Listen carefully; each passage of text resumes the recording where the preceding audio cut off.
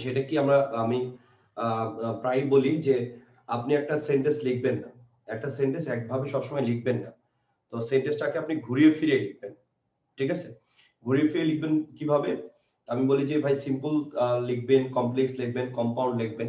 আমি যেটা আপনাদের বলি যে dimension of variety. Dimension of variety কি? যে আপনার লেংথ এর পরিবর্তন, স্ট্রাকচার এর পরিবর্তন এবং মোডের পরিবর্তন। রিটেন এর ক্ষেত্রে খুবই গুরুত্বপূর্ণ কথা যে আপনি একটা সেন্টেন্স চিন্তা করতেছি, তো ওই সেন্টেন্সটাকে আমি কি বলছি যে আপনার ডাইমেনশনটা চেঞ্জ করতে হবে, মোডটা চেঞ্জ করতে হবে, স্ট্রাকচারটা চেঞ্জ করতে হবে, তাহলে আপনার মার্কসটা ভালো আসবে। ঠিক আছে? তো এই যে এই জায়গাটাতে আপনি যদি চিন্তা করেন, তাহলে এই লেন্থ আমরা বলি যে কতগুলো সেক্টর বলি যে আপনি রিটেনে ভালো করার ক্ষেত্রে ৭টা ৮টা পয়েন্ট বলি। তার মধ্যে একটা পয়েন্ট হচ্ছে কি যে আপনাকে অবশ্যই dimension of variety, dimension of আপনার কি বলি আমরা মুড এবং সেন্টেন্সের যে স্ট্রাকচার সেটার পরিবর্তন। তো বা আপনি একটা গ্রামারে একটা সেন্টেন্সকে আপনি কিভাবে থিংক করবেন, দেখার প্রথমে সবার আগে কোন জিনিসটা থিংক করার প্রয়োজন, সেই জিনিসটা একদম বেসিক থেকে আমরা শুরু করব, একদম ধরে ধরে। ঠিক আছে? কোনো তাড়াহুড়ো নেই, অ্যাডমিশন খুবই দেরিতে আছে। এটাও তো বুঝতেছো যে অ্যাডমিশন দেরিতে আছে। তো যেহেতু অ্যাডমিশন দেরিতে আছে, সুতরাং ওই চিন্তাটা না করে আমরা বেসিক ডেভেলপমেন্ট আগে করা জরুরি।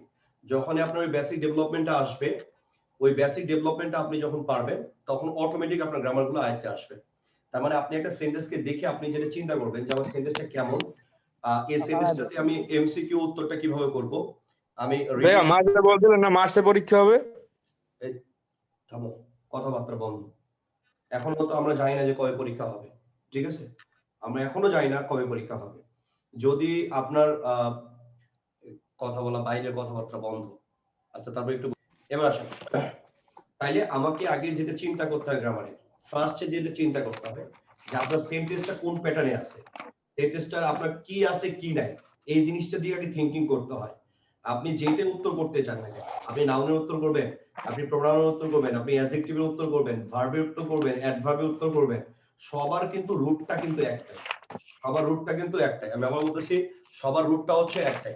যেহেতু সবার রুটটা হচ্ছে একটাই, আমি আবার বলতেছি যেহেতু সবার রুটটা হচ্ছে একটাই, তার মানে হচ্ছে আপনাকে আগে সেন্টেন্সটা চিন্তা করতে হবে ওই রুটে যে রুটটা কি, রুটটা হচ্ছে ভাই সেন্টেন্স থেকে আপনাকে শুরু করতে হবে। ঠিক আছে?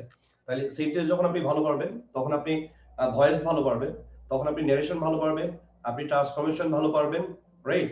এবং প্রোনাউন থেকে শুরু করে এভরিথিং যে গ্রামারের উপরে আপনার দাঁড়িয়ে থাকে, সেটাকে আমরা যদি মুখস্থ বিদ্যায় না যাই, আমরা যদি বোঝার চেষ্টা করি কমপ্লিটলি, আপনি যদি কমপ্লিটলি বোঝার চেষ্টা করেন, আমি আবার বলতেছি আপনি যদি কমপ্লিটলি বোঝার চেষ্টা করেন, ওই কমপ্লিটলি বোঝার ক্ষেত্রে যে জায়গাটাকে শুরু করতে হয়, সেই জায়গা থেকে আমরা শুরু করব। এবং টানা 4 দিন যে ক্লাসটা যাবে, এটা হচ্ছে সবচেয়ে গ্রামারের কঠিন পার্ট।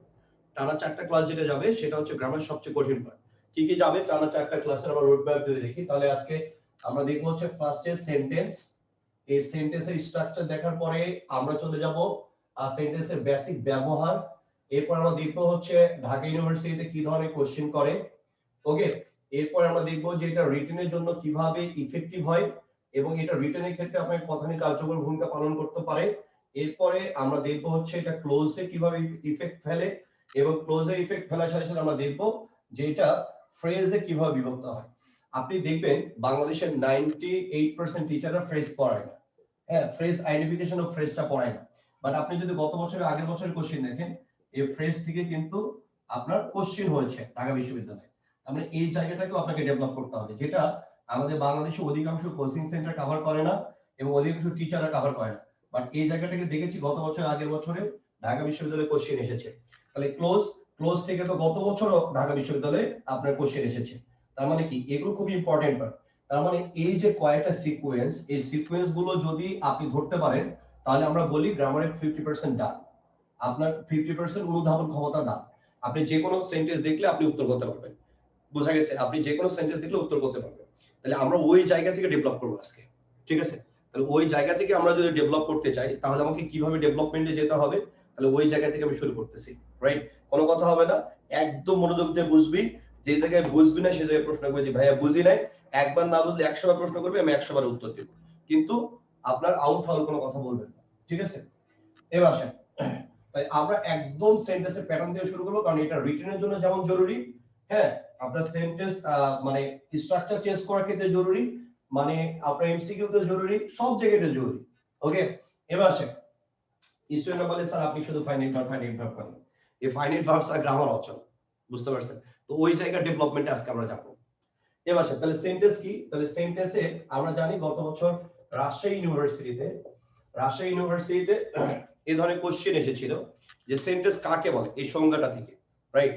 এটা রিটেনে ছিল, যেহেতু এবার রাজশাহী বিশ্ববিদ্যালয় রিটেন নেই, তার মানে বেসিক এসে, তাহলে এই ছোট ছোট বেসিক গুলো পড়তে হয় না, কিন্তু আমরা ডেভেলপমেন্টের জন্য পড়বো, ঠিক আছে? তাছাড়া আপনি ভালো করতে পারবেন না। ওকে, এবার আসেন তার ডেভেলপমেন্টের জন্য যদি আমি পড়ি, তাহলে সেন্টেন্স কাকে বলবো? আমি সেন্টেন্স বলবো আ or group of words which make a complete sense. Okay, তাহলে a group of words which make a complete sense. তো সেন্টেন্স কাকে বলে? আমরা বলি যে ভাই একাধিক শব্দ পাশাপাশি বসে, তো একাধিক শব্দ পাশাপাশি বসে যদি সম্পূর্ণ আপনার মনের ভাবটা প্রকাশ করে, তাহলে সেটাকে আমরা বলবো সেন্টেন্স। এবার আসেন, এই কথাটা আমরা জানতাম, কিন্তু এই কথাটা আমরা সচরাচর বলি না, এটাও মনে রাখবেন। আমরা বলবো এক বা একাধিক শব্দ, শুধু একাধিক না, একটা ওয়ার্ড দিয়েও সেন্টেন্স হতে পারে। তো একটা ওয়ার্ড দিয়ে কিভাবে সেন্টেন্স হতে পারে? যেমন আমি আপনাকে বললাম, এই আপনি কি বিকালে নাস্তা করছেন?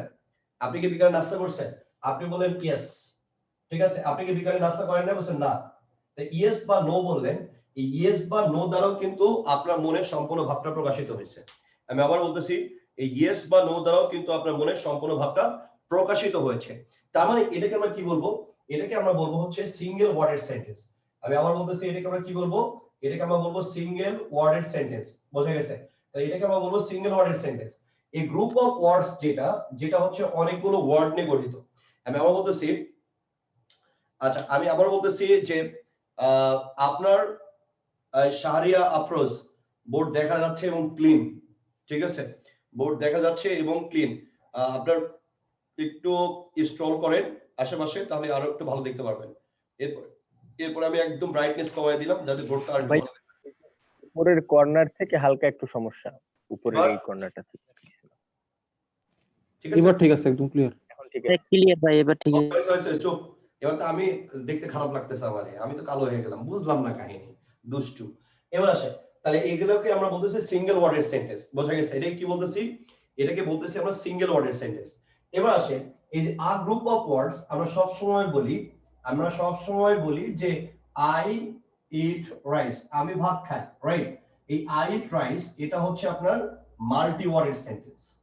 তাহলে মাল্টি ওয়ার্ডের সেন্টেন্স। এবার আপনি খেয়াল করেন, তাহলে নরমালি আমরা যেটা ব্যবহার করি সেগুলো হচ্ছে সবগুলো হচ্ছে আপনার মাল্টি ওয়ার্ডের সেন্টেন্স। আমি আবার বলতেছি, আমরা নরমালি যেগুলো ব্যবহার করি সবগুলো হচ্ছে আপনার মাল্টি ওয়ার্ডের সেন্টেন্স, এটা মনে রাখবেন। তার মানে আমরা কি বলতেছি? ইয়েস বা নো বলতেছি, এগুলো হচ্ছে সিঙ্গেল ওয়ার্ডের সেন্টেন্স। আর আই ইট রাইস যেটা আমি বলতেছি সেটা হচ্ছে আপনার মাল্টি ওয়ার্ডের সেন্টেন্স। এবার আপনি যদি খেয়াল রাখেন, দেখেন এই যে মাল্টি ওয়ার্ডের সেন্টেন্সের কথা আমরা বলতেছি, এই মাল্টি ওয়ার্ডের সেন্টেন্সটা এটা কখনোই পরীক্ষায় লাগে না, বাট সংজ্ঞাটা লাগবে, সংজ্ঞাটা কিন্তু লাগবে। এবার আসেন, মাল্টি ওয়ার্ডের সেন্টেন্সটা আমরা যদি চিন্তা করি, তাহলে মাল্টি ওয়ার্ডের সেন্টেন্সের মধ্যে কি কি দেখতে পাই আমরা? তাহলে ফার্স্ট কথা হচ্ছে ভাই আমরা সাবজেক্ট দেখতে পাচ্ছি, রাইট? এক কথা হচ্ছে আমরা সাবজেক্ট দেখতে পাচ্ছি। এরপরে আমরা কি দেখতে পাচ্ছি? এরপরটা হচ্ছে আমরা ফাইনাইট ভার্বটা দেখতে পাচ্ছি। এরপর রাইস, এই রাইসটা হচ্ছে আমরা অবজেক্ট দেখতে পাচ্ছি। তো এবার আসেন, তার মানে আজকে আমাদের যেটা আলোচ্য বিষয় সেটা হচ্ছে এই স্ট্রাকচারটাকে ঘিরে, এই স্ট্রাকচারটা কখন কিভাবে পরিবর্তিত হয়।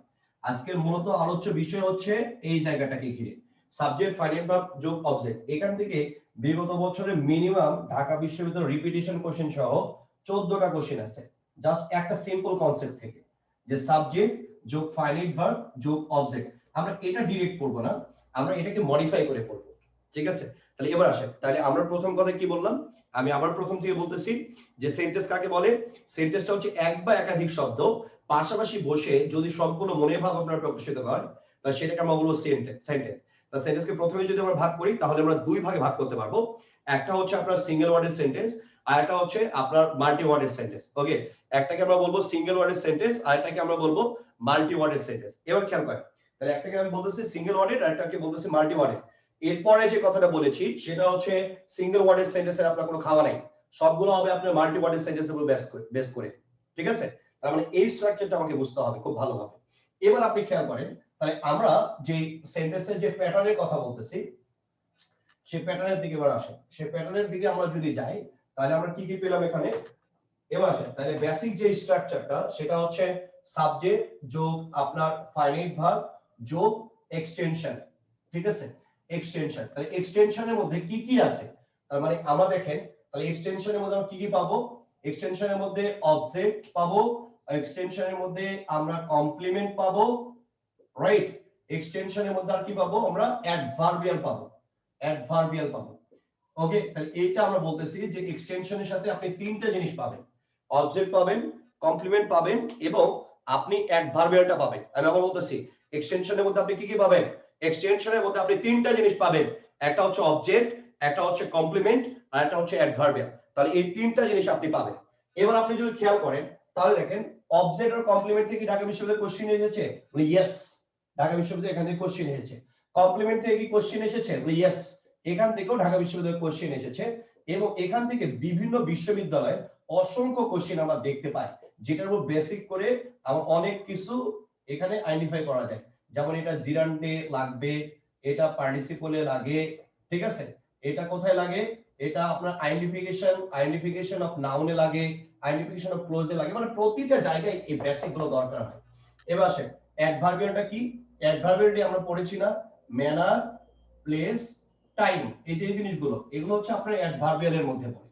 তো এবার আপনি আসেন তাহলে একটা সেন্টেন্সের বেসিক স্ট্রাকচার কি আমরা বলি, সাবজেক্ট, ফাইনাইট ভার্ব, এক্সটেনশন, অথবা বলি সাবজেক্ট, ফাইনাইট ভার্ব, অবজেক্ট এবং অ্যাডভার্বিয়াল। আরেকটা স্ট্রাকচার আমরা কি বলি বড় সেন্টেন্সের ক্ষেত্রে, সাবজেক্ট যোগ ফাইনাইট ভার্ব যোগ আপনার হচ্ছে অবজেক্ট অথবা কমপ্লিমেন্ট, এরপর আমরা বলি কি ম্যানার, প্লেস, টাইম এবং রিজন। তো এই স্ট্রাকচারটা যেটা বলি সেটা হচ্ছে এই পার্ট থেকে এইভাবে এসেছে এটা। ওকে, এবার আসেন তাহলে এই এক্সটেনশনের মধ্যে এই জিনিসগুলো আমরা দেখতে পাই। আজকে এগুলো আমরা আদি অন্ত নক্ষত্র দেখব। ফার্স্টে দেখব সাবজেক্ট কোনগুলো হয়, এরপর আমরা দেখব ফাইনাইট ভার্ব কোনগুলো হয়, এরপরে ফাইনাইট ভার্ব বলতে আমরা কি বুঝি, এর প্রকারভেদগুলো কেমন আছে সেটা আমরা দেখব, এরপর আমরা দেখব এক্সটেনশনটা কেমন, আমরা অবজেক্ট বলতে আমরা কি বুঝি, আমরা কমপ্লিমেন্ট বলতে কি বুঝি, আমার এই অবজেক্ট যে ভার্ব গুলো গ্রহণ করে সেই ভার্ব গুলো বলতে আমরা কি বুঝি, এটা ডিটেইলস আমরা আজকে দেখব। এবং এর সাথে সাথে আইডেন্টিফিকেশন অফ ক্লোজ আমরা দেখব। যে জায়গায় 98% স্টুডেন্ট আইডেন্টিফিকেশন অফ ক্লোজে ভুল করে, কেন ভুল করে, কিভাবে ভুল করে, টিচাররা কোন জায়গায় ভুল করে, আমরা ওই জিনিসগুলো আমরা দেখব আজকে। সুতরাং আজকের ক্লাসটা খুব বেশি ইম্পর্টেন্ট, মনোযোগ ধরে রাখতে হবে এবং মনোযোগ লস করলে সারা জীবনের জন্য লস, মনোযোগ লস করলে আপনার সারা জীবনের জন্য লস।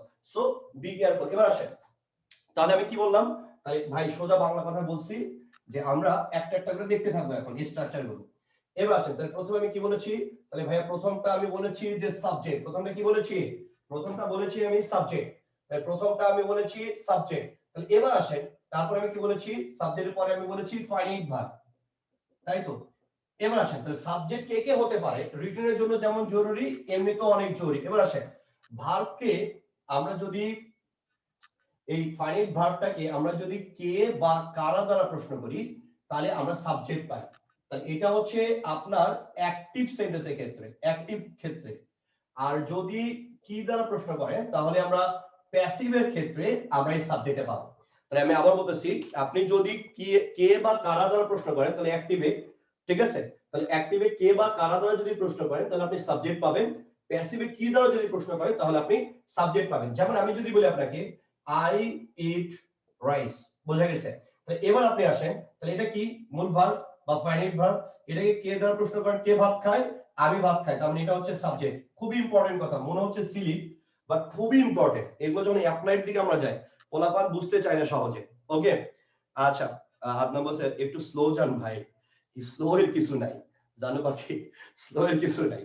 ওকে আচ্ছা স্লো যাচ্ছি। দেখ I eat rice, তাহলে আপনি যদি খেয়াল করেন কে ভাত খায়, তাহলে আমি ভাত খাই, তাহলে আমিটাকে সাবজেক্ট। এবার আসো rice is eaten by me, তাহলে এবার আসেন কি খান, তাহলে ভাই রাইস খাই, তারপর এটা হচ্ছে সাবজেক্ট।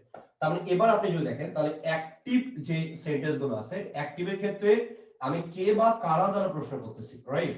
আমি আবার বলতেছি অ্যাক্টিভের ক্ষেত্রে আমি কে বা কারা দ্বারা প্রশ্ন করতেছি, অ্যাক্টিভের ক্ষেত্রে অ্যাক্টিভের ক্ষেত্রে কে বা কারা দ্বারা প্রশ্ন করবে? স্যার আপনি আটটায় গেছিলেন স্যার, একটু আগে বলুন।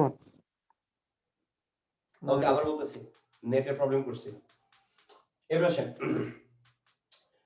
কে বা কারা দ্বারা যদি প্রশ্ন করেন তাহলে আমরা সাবজেক্ট পাবো, কি দ্বারা যদি প্রশ্ন করেন তাহলে সাবজেক্ট পাবো। তাহলে ভাই দুটার মধ্যে ডিফারেন্স কি?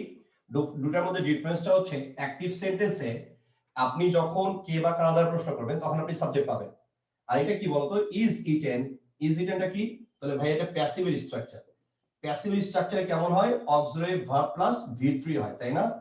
এবার আসেন, rice is eaten by me, তার মানে এটা কি প্যাসিভ স্ট্রাকচার।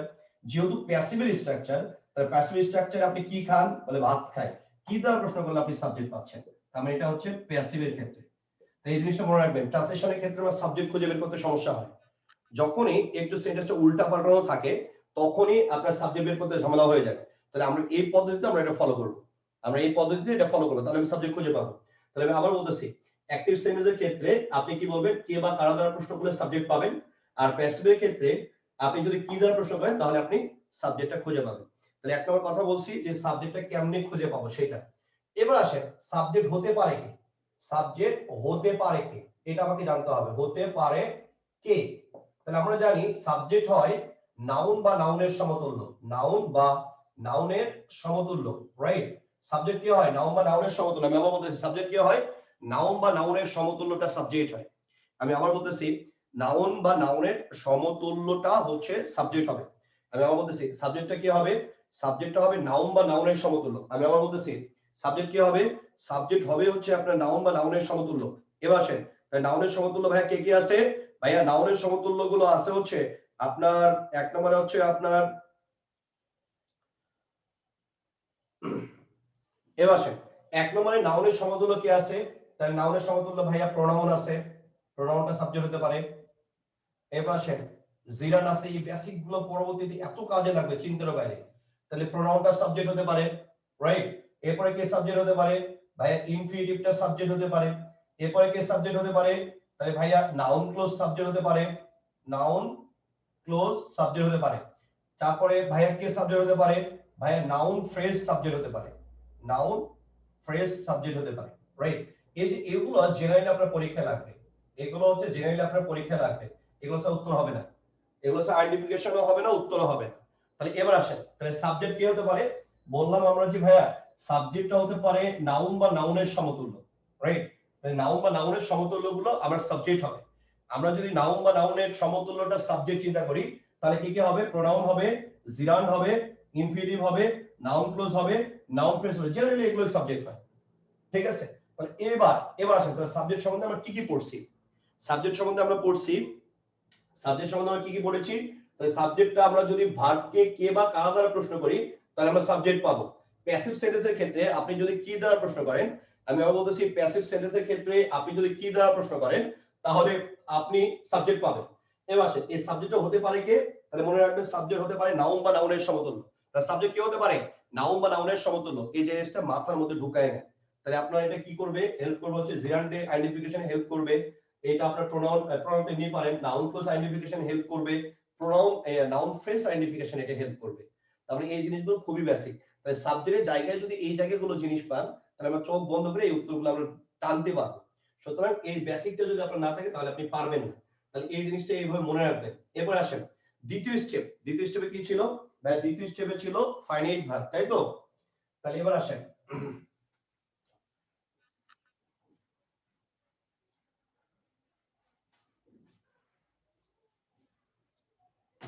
তাহলে দ্বিতীয় স্টেপটা হচ্ছে আমরা দেখেছিলাম সাবজেক্ট, এরপরে হচ্ছে ফাইনাইট ভার্ব। তবে এই স্টেপটা আমরা পড়তেছি এখন।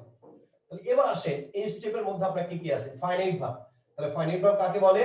তাহলে এই জায়গাটাতে সবাই আমরা ভুল করি, 99% স্টুডেন্ট ভুল করে যে ভাইয়া ফাইনাইট ভার্ব বলতে আমরা কি বুঝি? অর্ধেক পড়ে, অর্ধেক পড়ে অ্যাডমিশন টেস্টে ভালো করার কোনো সুযোগ নাই। আমি আবার বলতেছি, অ্যাডমিশন টেস্টে অর্ধেক পড়ে ভালো করার কোনো সুযোগ নাই। তাহলে ভাই কিরকম? তাহলে আমরা যদি এটা চিন্তা করি ফাইনাইট ভার্বটা কাকে বলে, তাহলে আজকে থেকে মনে রাখবেন যে ভার্বটা টেন্স এবং ভয়েসের স্ট্রাকচার মেনে চলে। আমরা শুধু একটা পার্ট পড়ি, সেটা পড়ি টেন্স, এটা পড়া হবে না। তো দুইটা পার্ট আছে এটা, একটা হচ্ছে ভাই টেন্স বাজে যেটা ফলো করবে এবং যেটা ভয়েসের স্ট্রাকচারটা যেটা ফলো করবে সেটাকে আমরা বলবো ফাইনাইট ভার্ব, রাইট? তাহলে আমি আবার বলতেছি ফাইনাইট ভার্ব কোনটা, তাহলে যে ভার্বটা টেন্স এবং আপনার ভয়েসের স্ট্রাকচার মেইনটেইন করবে, টেন্স এবং কিসের ভয়েসের স্ট্রাকচার মেইনটেইন করবে, তাহলে সেটাকে আমরা বলবো ফাইনাইট ভার্ব। Got it? তাহলে টেন্স এবং ভয়েসের স্ট্রাকচার যদি আপনি মেইনটেইন করেন তাহলে সেটাকে আমরা বলবো ফাইনাইট ভার্ব, তাই তো? এবার আপনি খেয়াল করেন, তাহলে এই যে খুব ইম্পর্টেন্ট কনসেপ্ট, খুব ইম্পর্টেন্ট কনসেপ্ট, এটা গ্রামারের কলিজা বলা হয়, কলিজা, কলিজা পড়তেছি আমরা এখন, রাইট? ফাইনাইট ভার্বটা হচ্ছে গ্রামারের কলিজা। এবার আসেন, তাহলে ফাইনাইট ভার্বটা কি বললাম, যে ভার্বটা টেন্স এবং ভয়েসের স্ট্রাকচার আপনারা মেইনটেইন করে, রাইট? তাহলে টেন্স আর ভয়েসের স্ট্রাকচার যদি মেইনটেইন করে তাহলে সেটাকে আমরা কি বলবো, আমরা বলবো হচ্ছে ফাইনাইট ভার্ব। ভালো করে মনে রাখেন, তাহলে টেন্স এবং ভয়েসের স্ট্রাকচার যেটা আপনি মেইনটেইন করবেন সেটাকে আমরা বলবো ফাইনাইট ভার্ব। তাহলে এবার আপনি যদি খেয়াল করেন, তাহলে একটা ভার্বকে আমরা নেন, আমরা একটা ভার্ব চিন্তা করি গো, এই গোটা নিয়ে আমরা এখন কাজ করব। এবার আসেন, তাহলে আমরা কি বলি, গো, এরপর আমরা কি বলি, আমরা বলি হচ্ছে গোস, ঠিক আছে? এরপর আমরা কি বলি, বলি ভাইয়া ওয়েন্ট, ঠিক আছে? এরপর আমরা কি বলি, এরপরে বলি আমরা হচ্ছে ভাইয়া গোয়িং, এরপরে কি বলি ভাইয়া, এরপরে বলি হচ্ছে আমরা টু গো, এরপরে আমরা কি বলি হ্যাভিং, হ্যাভিং ডান। আমরা নরমালি এতগুলো স্ট্রাকচার মেইনটেইন করি, রাইট? নরমালি আমরা এতগুলো স্ট্রাকচার মেইনটেইন করি। এবার আপনি যদি খেয়াল করেন, তাহলে এই যে স্ট্রাকচারগুলো আপনি মেইনটেইন করতেছেন, রাইট?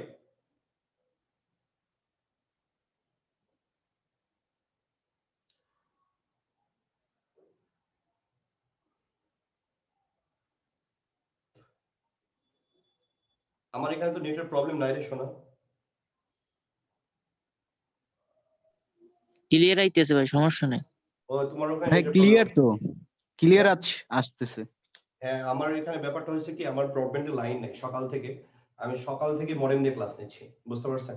তো মডেমে তো প্রবলেম হওয়ার কথা না, মাঝে মাঝে একটু ছেড়ে দেয় মডেম, মাঝে মাঝে হয় আর কি ভাইয়া। ঠিক আছে? সুতরাং একটু ইয়ে করতে হবে।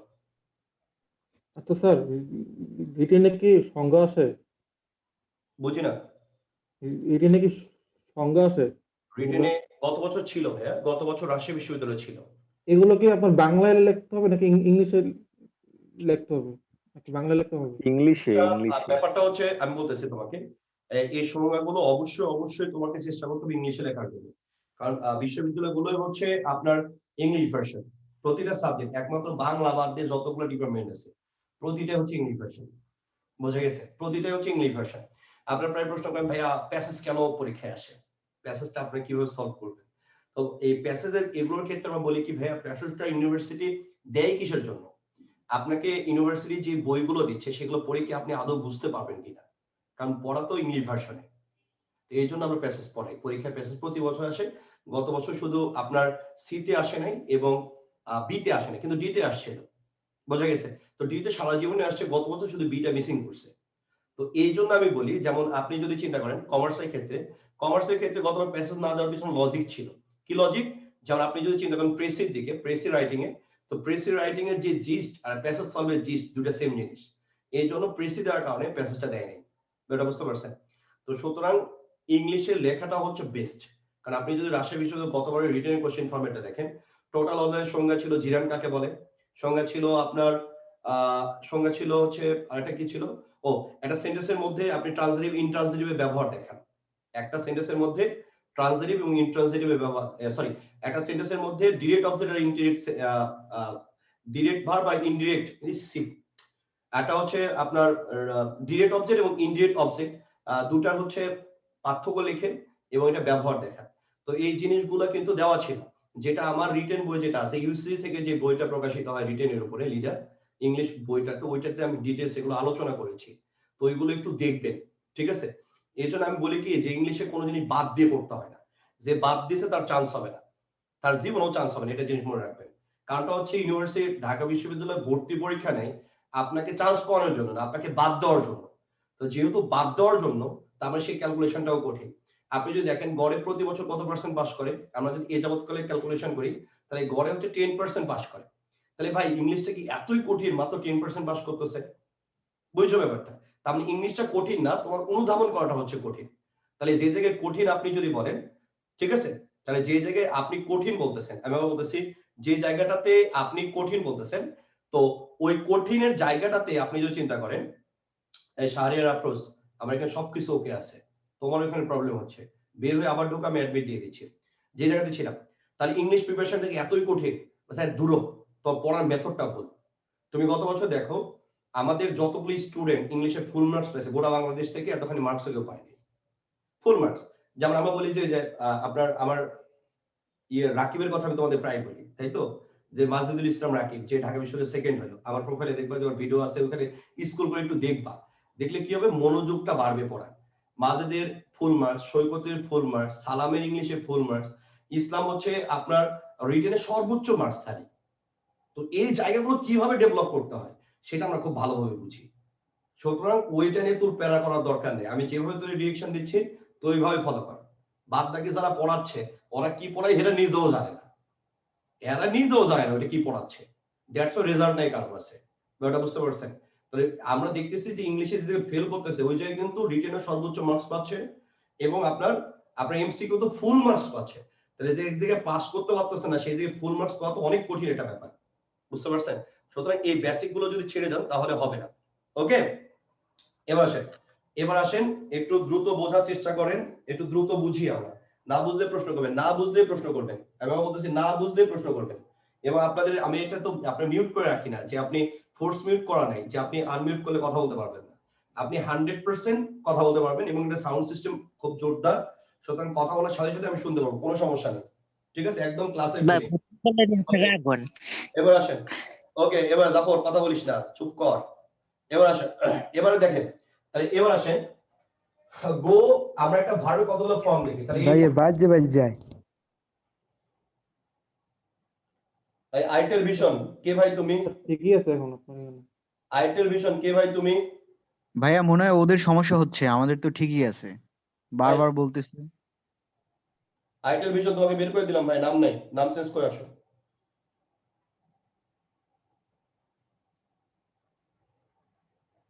এবার আসেন, তাহলে একটা ভার্বে কতগুলো ফরম্যাট হয়, এবার চিন্তা করেন একটা ভার্বে কতগুলো ফরম্যাট হয়। তাহলে শোনা দেখো, একটা ভার্বে এতগুলো ফর্ম আমরা দেখতে পাই, তাই তো, একটা ভার্বে এতগুলো ফর্মটা আমরা দেখতে পাই। তাহলে এবার আপনি যদি খেয়াল করেন একটা ভার্বে এতগুলো ফর্ম যে আপনি দেখতে পাচ্ছেন, এই ফর্মগুলোর মধ্যে কি কি আছে? তাহলে ফার্স্ট কথা হচ্ছে ভাইয়া ভার্বের বেস ফর্মটা আছে, এরপরে কি আছে ভাইয়া ভার্বের সাথে এস বা ইএস আছে, এরপরে শোনা কি আছে রে, এরপর হচ্ছে ভার্বের পাস্ট ফর্মটা আছে, এরপরে কি আছে ভার্বের সাথে আইএনজি আছে, এরপরে কি আছে রে, এরপর হচ্ছে টু প্লাস ভার্বের বেস ফর্মটা আছে, এরপরে কি আছে, এরপর হচ্ছে হ্যাভিং প্লাস ভি3।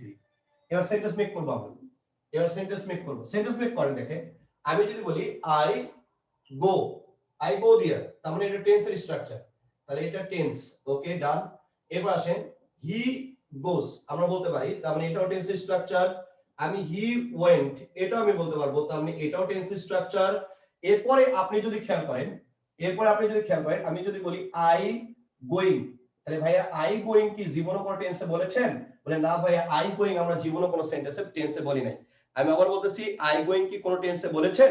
তাহলে না ভাইয়া আই গোয়িং আমরা কোনো টেন্সে বলি নাই, তার মানে এটা আপনি বলতে পারবেন না। এবার আসেন আই টু গো, এটা কি কোনো টেন্সে বলেছেন? বলে না ভাই এটা বলতে পারি না আমরা। আচ্ছা এবার আসেন আই হ্যাভিং ডান, রাইট, এটা কি কোনো টেন্সে বলেছেন? বলে না ভাই এটাও বলি নাই। তার মানে এবার আপনি যদি লক্ষ্য রাখেন, তার মানে এই কয়টা হচ্ছে আপনার টেন্সের স্ট্রাকচার, রাইট? তাহলে এই কয়টা যেহেতু টেন্সের স্ট্রাকচার, খেয়াল করবেন এই কয়টা যেহেতু টেন্সের স্ট্রাকচার, আমি আবার বলতেছি এই কয়টা যেহেতু আপনার টেন্সের স্ট্রাকচার, তার মানে এই কয়টাকে আমরা বলবো ফাইনাইট ভার্ব। এই কয়টাকে কি বলবো আমরা? Finite verb. তাহলে এবার আসেন ফাইনাইট ভার্বের তাহলে কি কি পেয়েছেন এখানে? ভার্বের বেস ফর্ম, এরপর পেয়েছেন ভার্বের সাথে এস বাই এস, এরপরে আপনি পেয়েছেন ভার্বের পাস্ট ফর্ম। তাহলে এগুলো হচ্ছে আপনার টেন্সের স্ট্রাকচার, গট ইট? এবার আসেন আই গোয়িং হয় না, তার মানে কি নন ফাইনাইট ভার্বের স্ট্রাকচার যদি আমরা দেখি তাহলে কি আসছে? তাহলে এক নম্বর আসছে হচ্ছে ভাইয়া ভার্বের সাথে হচ্ছে আইএনজি, ভার্বের সাথে কি আইএনজি, এরপরে কি আসছে? এরপর আসছে টু প্লাস ভার্বের বেস ফর্ম, এরপরে কি আসছে? এরপরে আসছে হ্যাভিং প্লাস ভি3, হ্যাভিং প্লাস ভি3। এবার আসেন, তাহলে এবার আপনি যদি খেয়াল করেন এই জায়গাটাতে, আপনি যদি খেয়াল করেন তাহলে দেখেন, এবার এই জায়গাটাতে যদি খেয়াল করেন দেখেন, তাহলে আপনি পাচ্ছেন কি ভার্বের সাথে আইএনজি, টু প্লাস ভার্বের বেস ফর্ম, হ্যাভিং প্লাস ভি3, এগুলো হচ্ছে আপনার নন ফাইনাইট। এবার আসেন আরেকটা ভার্ব এখানে ছিল, সেটা হচ্ছে গন, শুধু গন, এটা কি? এটা হচ্ছে শুধু ভি3। তাহলে এবার আপনি যদি খেয়াল করেন তাহলে আই গন কি হয়? তাহলে না ভাই এটাও হয় না, তার মানে এটাও টেন্সের স্ট্রাকচার না, তার মানে এখানে শুধু V3, এটা হচ্ছে আপনার নন ফাইনাইট ভার্ব, তাই তো? এবার আপনি খেয়াল করেন তাহলে ফাইনাইট ভার্ব কোনগুলো? তাহলে ভাইয়া ফাইনাইট ভার্বটা হচ্ছে ভার্বের বেস ফর্ম, ভার্বের সাথে s বাই s, আর একটা হচ্ছে ভার্বের পাস্ট ফর্ম, রাইট? আমি আবার বলতেছি, একটা হচ্ছে ভার্বের বেস ফর্ম, ভার্বের সাথে s বাই s, আর একটা হচ্ছে ভার্বের পাস্ট ফর্ম। এবার আসলে নন ফাইনাইট ভার্ব কোনগুলো? একটা হচ্ছে ভাইয়া ভার্বের সাথে ing, একটা হচ্ছে টু প্লাস ভার্বের বেস ফর্ম, একটা হচ্ছে হ্যাভিং প্লাস V3, একটা হচ্ছে শুধু V3। এবার আপনি যদি খেয়াল করেন তাহলে এই সেন্টেন্সটাকে আমরা কারেক্ট করতে পারবো না? তাহলে এভাবে আমি যদি বলি আই অ্যাম গোয়িং দেয়ার, বলতে পারবো কি পারবো না? ইয়েস ভাইয়া, আই অ্যাম গোয়িং দেয়ার, এটা আমরা বলতে পারবো। তাহলে আই অ্যাম গোয়িং দেয়ার যেহেতু আমরা বলতে পারবো, ভালোভাবে খেয়াল করেন, আই অ্যাম গোয়িং দেয়ার আমরা যেহেতু বলতে পারবো, তাহলে খেয়াল করেন আই অ্যাম গোয়িং দেয়ার আমরা যেহেতু এটা বলতে পারবো, তার মানে কি? তাহলে ভাইয়া এটা হচ্ছে কন্টিনিউয়াস টেন্সের স্ট্রাকচার, তার মানে এবার এটা টেন্সের স্ট্রাকচার হয়েছে। তার মানে আই এম গোয়িং দেয়ার যদি বলেন তাহলে এটা হবে ফাইনাইট ভার্ব, আর আই গোয়িং যদি বলেন তাহলে এটাকে আপনি বলবেন নন ফাইনাইট ভার্ব। এবার আপনি খেয়াল করেন, তাহলে দেখেন এখানে যদি আমরা দেখি, তাহলে ফাইনাইট ভার্ব আবার কি পাচ্ছি ভাইয়া? ভার্বের সাথে আইএনজি শুধু যদি থাকে, একা যদি থাকে, সামনে যদি অক্সিলারি ভার্ব না থাকে, তাহলে এটা নন ফাইনাইট স্ট্রাকচার। আর আপনি যখনই সামনে অক্সিলারি ভার্বটা দিয়ে দিবেন তখনই এটা হবে ফাইনাইট ভার্ব স্ট্রাকচার। এই যে সামনে auxiliary verb, finite verb structure. এবার আসেন, আমি বললাম আই গম দেয়ার, ঠিক আছে? তাহলে এটাকে আই গম দেয়ার কে আমি যদি বলি আই হ্যাভ গম দেয়ার, হবে কি হবে না? তাহলে আই হ্যাভ গম দেয়ার, তাহলে এটা বললে আমরা বলি এটা পারফেক্ট টেন্স স্ট্রাকচার। যেহেতু পারফেক্ট টেন্স স্ট্রাকচার, তার মানে উত্তর হবে, তার মানে এটাও ফাইনাইট ভার্ব হবে। তাহলে V3 এর সামনে আপনি যদি অক্সিলারি ভার্ব দিয়ে দেন তাহলে এটা ফাইনাইট ভার্ব। তাহলে এবার আসেন, তাহলে V3 এর সামনে আপনি যদি অক্সিলারি ভার্ব দেন সেটা ফাইনাইট ভার্ব। হ্যাভিং এর পূর্বেও যদি আপনি অক্সিলারি ভার্ব দেন তাহলে সেটাও ফাইনাইট ভার্ব হবে, তখন এটা টেন্সের স্ট্রাকচারে পড়ে যাবে। এবার আপনি খেয়াল করেন, আমি বললাম আই ইট রাইস, আমি কি বললাম? আই ইট রাইস, প্যাসিভ কি হবে? তাহলে ভাইয়া প্যাসিভ হবে rice is eaten by me, rice is eaten by me. আপনি খেয়াল করেন, আমি বললাম কি হবে? আপনি বলুন rice is eaten by me. এবার আপনি যদি খেয়াল করেন rice is eaten by me, is ইটেনটা কি? তাহলে ইজ ইটেনটা হচ্ছে ফাইনাইট থেকে নন ফাইনাইট, তাহলে আপনি বলবেন ভাইয়া ফাইনাইট, কারণ ফাইনাইট ভার্বস আর সেন্টেন্স হয় না। তাহলে এবার যদি আপনি খেয়াল করেন যদি আপনি টেন্সের স্ট্রাকচার বলতেন তাহলে কি এটা টেন্সের স্ট্রাকচার? তাহলে বলে না ভাইয়া এটা জীবনও কোনো টেন্সের স্ট্রাকচার না, তাহলে এটা কিসের স্ট্রাকচার? এটা হচ্ছে ভয়েসের স্ট্রাকচার। এই যে ভয়েসের স্ট্রাকচার, দ্যাটস ওয়াই আমি সংজ্ঞাতে বলেছি যে আপনার ফাইনাইট ভার্বটা কোনটা? যেটা টেন্স এবং ভয়েসের স্ট্রাকচার ফলো করে। আমি আবার বলতেছি যেটা টেন্স এবং ভয়েসের স্ট্রাকচার ফলো করে, যেটা টেন্স এবং ভয়েসের স্ট্রাকচার ফলো করে, তাহলে সেটাকে আমরা বলবো ফাইনাইট ভার্ব। যেটা টেন্স এবং ফাইনাইট ভার্ব স্ট্রাকচার ফলো করে সেটা হচ্ছে ফাইনাইট ভার্ব। আর যদি আপনি নরমালি চিন্তা করেন তাহলে ভাই ইটেনটা কি? তাহলে ভাই ইটেনটা হচ্ছে V3, সামনে কি? Auxiliary verb. এই যে দেখেন V3 সামনে কি? অক্সিলারি ভার্ব, তার মানে এটা হচ্ছে ফাইনাইট ভার্ব। এটা কি? Finite verb. এটা হচ্ছে বেসিক, এক নম্বর বেসিক গ্রামারের কলিজা। এবার খেয়াল করেন, তাহলে এবার আমরা খেয়াল করি প্রথম থেকে কি কি বলছি আমি। তাহলে ফার্স্ট কথা বলছি যে সাবজেক্ট কিভাবে চিনবো, দ্বিতীয় কথা আমি বলেছি আমি ফাইনাইট ভার্বটা কিভাবে চিনবো, গট ইট? তাহলে ফার্স্ট কথা আমি বলছি ভাই সাবজেক্ট কিভাবে চিনবো, দ্বিতীয় কথা আমি বলছি ফাইনাইট ভার্বটা আমি কিভাবে চিনবো। তাহলে ফাইনাইট ভার্বের মদ্দা কথা যদি আমরা বলি, তাহলে মদ্দা কথা যদি আমরা বলতে চাই ভাইয়া ফাইনাইট ভার্বটা হচ্ছে ওইটাই যেটা হচ্ছে টেন্স এবং ভয়েসের স্ট্রাকচার ফলো করে, সেটা হচ্ছে আপনার ফাইনাইট ভার্ব। দ্বিতীয় কথা আমি বলছি কি ভাই অত চিন্তা করার কিছু নাই, নরমালি আপনি চিন্তা করেন নন ফাইনাইট ভার্ব গুলো হচ্ছে এইগুলা, বাদ বাকি সবগুলো ফাইনাইট। নন ফাইনাইট ভার্ব কি? শুধু ভার্বের ভাইয়া সাথে। কথা বুঝলেন না। এবার আসেন, তা আমি বলেছি একটু অ্যাডজাস্ট করো, আজকে হচ্ছে নেটওয়ার্কের প্রবলেম তো প্রচুর, বুঝতেছো ব্রডব্যান্ড নাই যেহেতু মডেমে চলতেছে, মাঝে মাঝে আপনারা তো ওই যে আইসিডি তে পড়েছেন, আপনি যখন বিটটা পড়েন বিটের প্রথমটা কি বলেন? প্রথমটা বলেন সক্রিয়, পরেরটা কি বলেন? নিষ্ক্রিয়। তো প্রথমটা কি? সক্রিয়। তো বিট যখন আপনার মডেমের কথা আপনি চিন্তা করেন তাকে দুই ভাবে বিট প্রদান করতে হয়। এই দুই ভাবে যখন বিট প্রদান করতে হয়, প্রথমটা সে স্ট্রং পাঠাতে পারে, লাস্টেরটা উইক হয়ে যায়। দ্যাটস ওয়াই আমরা মডেমের চাইতে আমরা ব্রডব্যান্ডটা প্রিফার করি বেশি। আইসিডি তে পড়েছো, সংখ্যা পদ্ধতির মধ্যে এই জিনিসগুলো সুন্দরভাবে আলোচনা করা আছে। সংখ্যা পদ্ধতি যদি না বুঝো আমাকে বলো, আমি বুঝিয়ে দেব, ঠিক আছে? তাও দুষ্টু বাকি, আজকে ঝামেলা করো না। এই আইসিডি পড়ে তোমাদের লাভ কি হয়েছে? আমি তো প্রথমে বলছি যে আজকে ব্রডব্যান্ডের লাইন এটা সকাল থেকেই নাই, প্রবলেম হয়েছে কোথায় যেন ওরা ঠিক করতেছে, দ্যাটস আমি সকাল থেকে মডেমেই চালাচ্ছি, বুঝতে পারছেন? আমি ইচ্ছা করলে বাদ রাখতে পারতাম, আমার মডেম দিয়ে এভাবে ঝামেলা করার দরকার ছিল না। আমি চাচ্ছি তোমরা যাতে পিছিয়ে না যাও। তো এই জিনিসটা যদি তোমার ভাই অনুভূতি, গুরুত্বপূর্ণ একটা টপিকে আমাদের তো সমস্যা হয়ে যায় এর জন্য আর কি। কোনো সমস্যা না, একবার না বুঝলে আর তিনবার বিশেষ করে করে বুঝবি, আমরা যারা ঠিক আছে? তো একবার না বুঝলে তিনবার করে বুঝবি, সমস্যা কি? আমি কি হারাই যেতেছি? তাহলে ক্লাস বাদ দিয়ে দিই, মডেল দিয়ে ক্লাস নেওয়া দরকার কি? কালকে ক্লাস করিস, বুঝে বেশি 2 লাইন। এবার আসেন, এবার আপনি খেয়াল করেন, এবার আপনি খেয়াল করেন, এবার আপনি খেয়াল করেন, দেখেন এবার আমরা যদি একটু খেয়াল করে দেখি, তাহলে এবার আমরা যদি একটু খেয়াল করে দেখি, দেখেন তাহলে আমি কি কথাটা বলতেছিলাম, এই যে ভাঁজ কেটে দিছে, এত কারো প্রবলেম হচ্ছে না। প্রবলেম কার হচ্ছে? 3 জন মানুষের এখানে প্রবলেম হচ্ছে ক্লাস করতে। 1 নম্বর প্রবলেম হচ্ছে, ওকে, 1 নম্বর প্রবলেম হচ্ছে এই রেদওয়ানের, 2 নম্বর প্রবলেম হচ্ছে রাকিবের, 3 নম্বর হচ্ছে রিয়াজ শিকদারের, আর কারো প্রবলেম নাই। এবার আসেন, এবার যদি খেয়াল করেন, দেখেন এবার আপনি যদি খেয়াল করেন,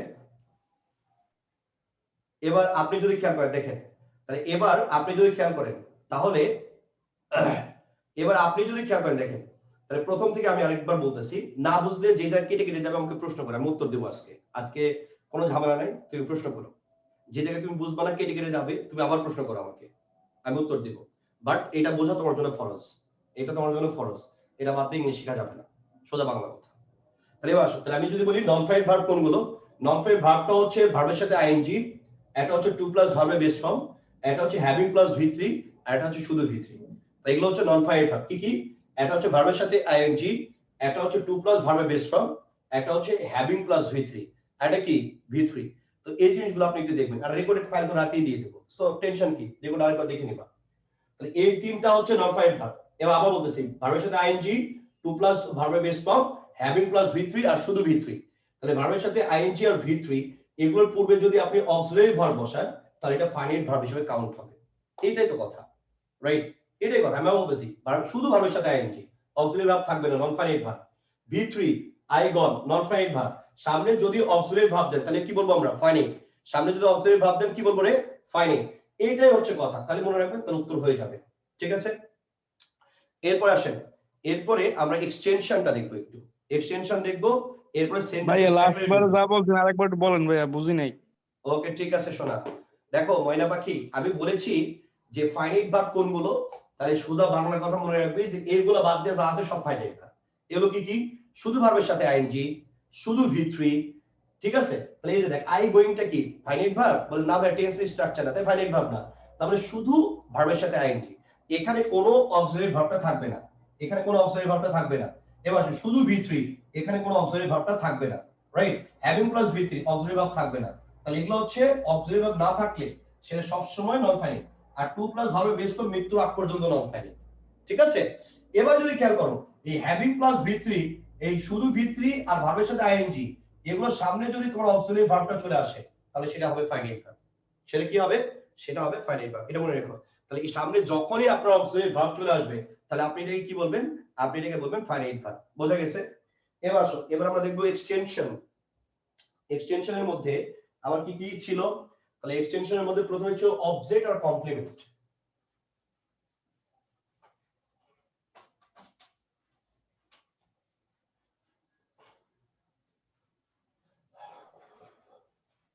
ভাইয়া কোনো কিছু কি নোট করার প্রয়োজন আছে? না, শীট আছে, শীট দেখেন, সলভ করেন, হয়ে যাবে। আর যদি মনে হয় যে একান্ত নোট করতে হবে আপনাকে, তাহলে নোট করতে হলে ভিডিও দেখে দেখে পরে নোট করবেন, একসাথে নোট করবেন না। একসাথে পড়া এবং লেখার কাজ একসাথে হয় না, ঠিক আছে? আর নোট করার কারণ এই জন্যই নাই, আমি যেটা পড়াচ্ছি এটা স্লাইড কপি আছে একটা, আমি একটু পরে স্লাইড কপিও দেখাবো। দেখানোর পরে আপনার স্লাইড কপি যেটা আপনি পাবেন, আমি বোর্ডে যেগুলো লিখতেছি এগুলো জিস্ট গুলো লেখা আছে ওখানে, ওই জিস্ট গুলো পড়লেই হয়। সো টেনশন করার কিছু নাই, ওই স্লাইড কপি পুরোটাই মানে হ্যান্ড নোট, যেটা তুমি যেটা লিখতা খাতায় সেটা তোমাকে ডিরেক্ট দেওয়া হবে, সো টেনশন নাই, ওকে? এবার আসো, তাহলে এবার আমরা যেটা এখানে দেখাই, ওই যে যেহেতু বললোই, তাহলে আমরা একটু স্লাইড কপিটা দেখি, একটু স্লাইড কপি। এবার আসো, স্লাইড কপির দিকে একটু খেয়াল রাখেন, এই পিডিএফটা আপনারা পাবেন, ঠিক আছে?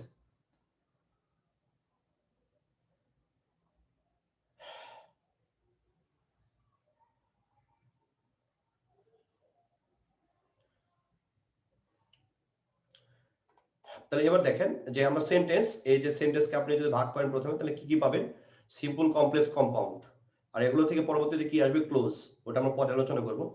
সেন্টেন্স কাকে বলে, আর group of word which make a complete sense.